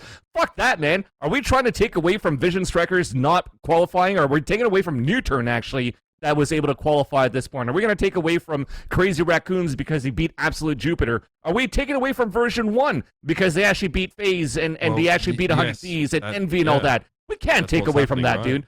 We have to give that to these teams. This is a fucking great tournament. It's not a fucking charity, mate. You don't get participation awards. It's one winner, and second place is as good as loser. Yeah. Don't fucking renege on that shit now, bro. All right?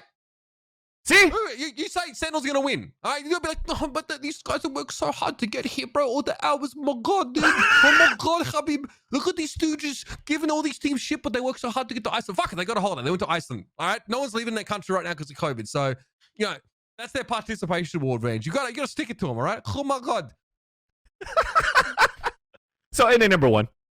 To conclude, was NA number one, and then I was like, I just hope everyone really has fun. No, man, I'm saying that the fucking Masters event is gonna be fucking amazing for Masters 2. Like, we're not taking it away from the teams that didn't make it, or we shouldn't take it away from the teams that already qualified. I think this is still a great and important first international event for the scene and for all of the regions. I'm trying to get more to that, into like, fuck the teams that didn't qualify, they don't deserve it because they didn't fucking win. So it's definitely going to be on Sentinels in version 1 and everybody else that you want to give praise for, the 10 teams that made it into Masters 2. So I'm looking for the matches there, but it's still going to be Sentinels winning it all. And remember, in all seriousness, sorry, you go, Mish. Just one thing, you got to remember that this is definitely the best in NA because you got a double Elim bracket. We don't in Europe, so if by some chance Europe didn't win because it was single Elim and it wasn't the best team, and we'll get there next time. Just to set that expectation. Like, Europe can't handle being given second chances. It just fucks with them too much. In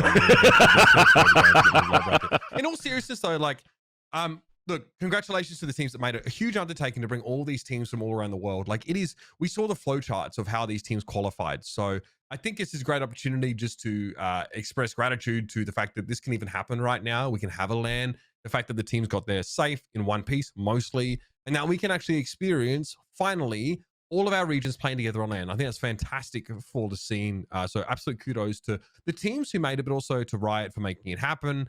And of course, good luck to you two Turd Merchants, who's going to be on the broadcast as well. I look forward to seeing you guys. And yeah, that's all for us here, ladies and gentlemen. Masters is next week, so tune in for that. It's going to be insanely good. Until then, I mean, keep slurping the NA copium, I guess.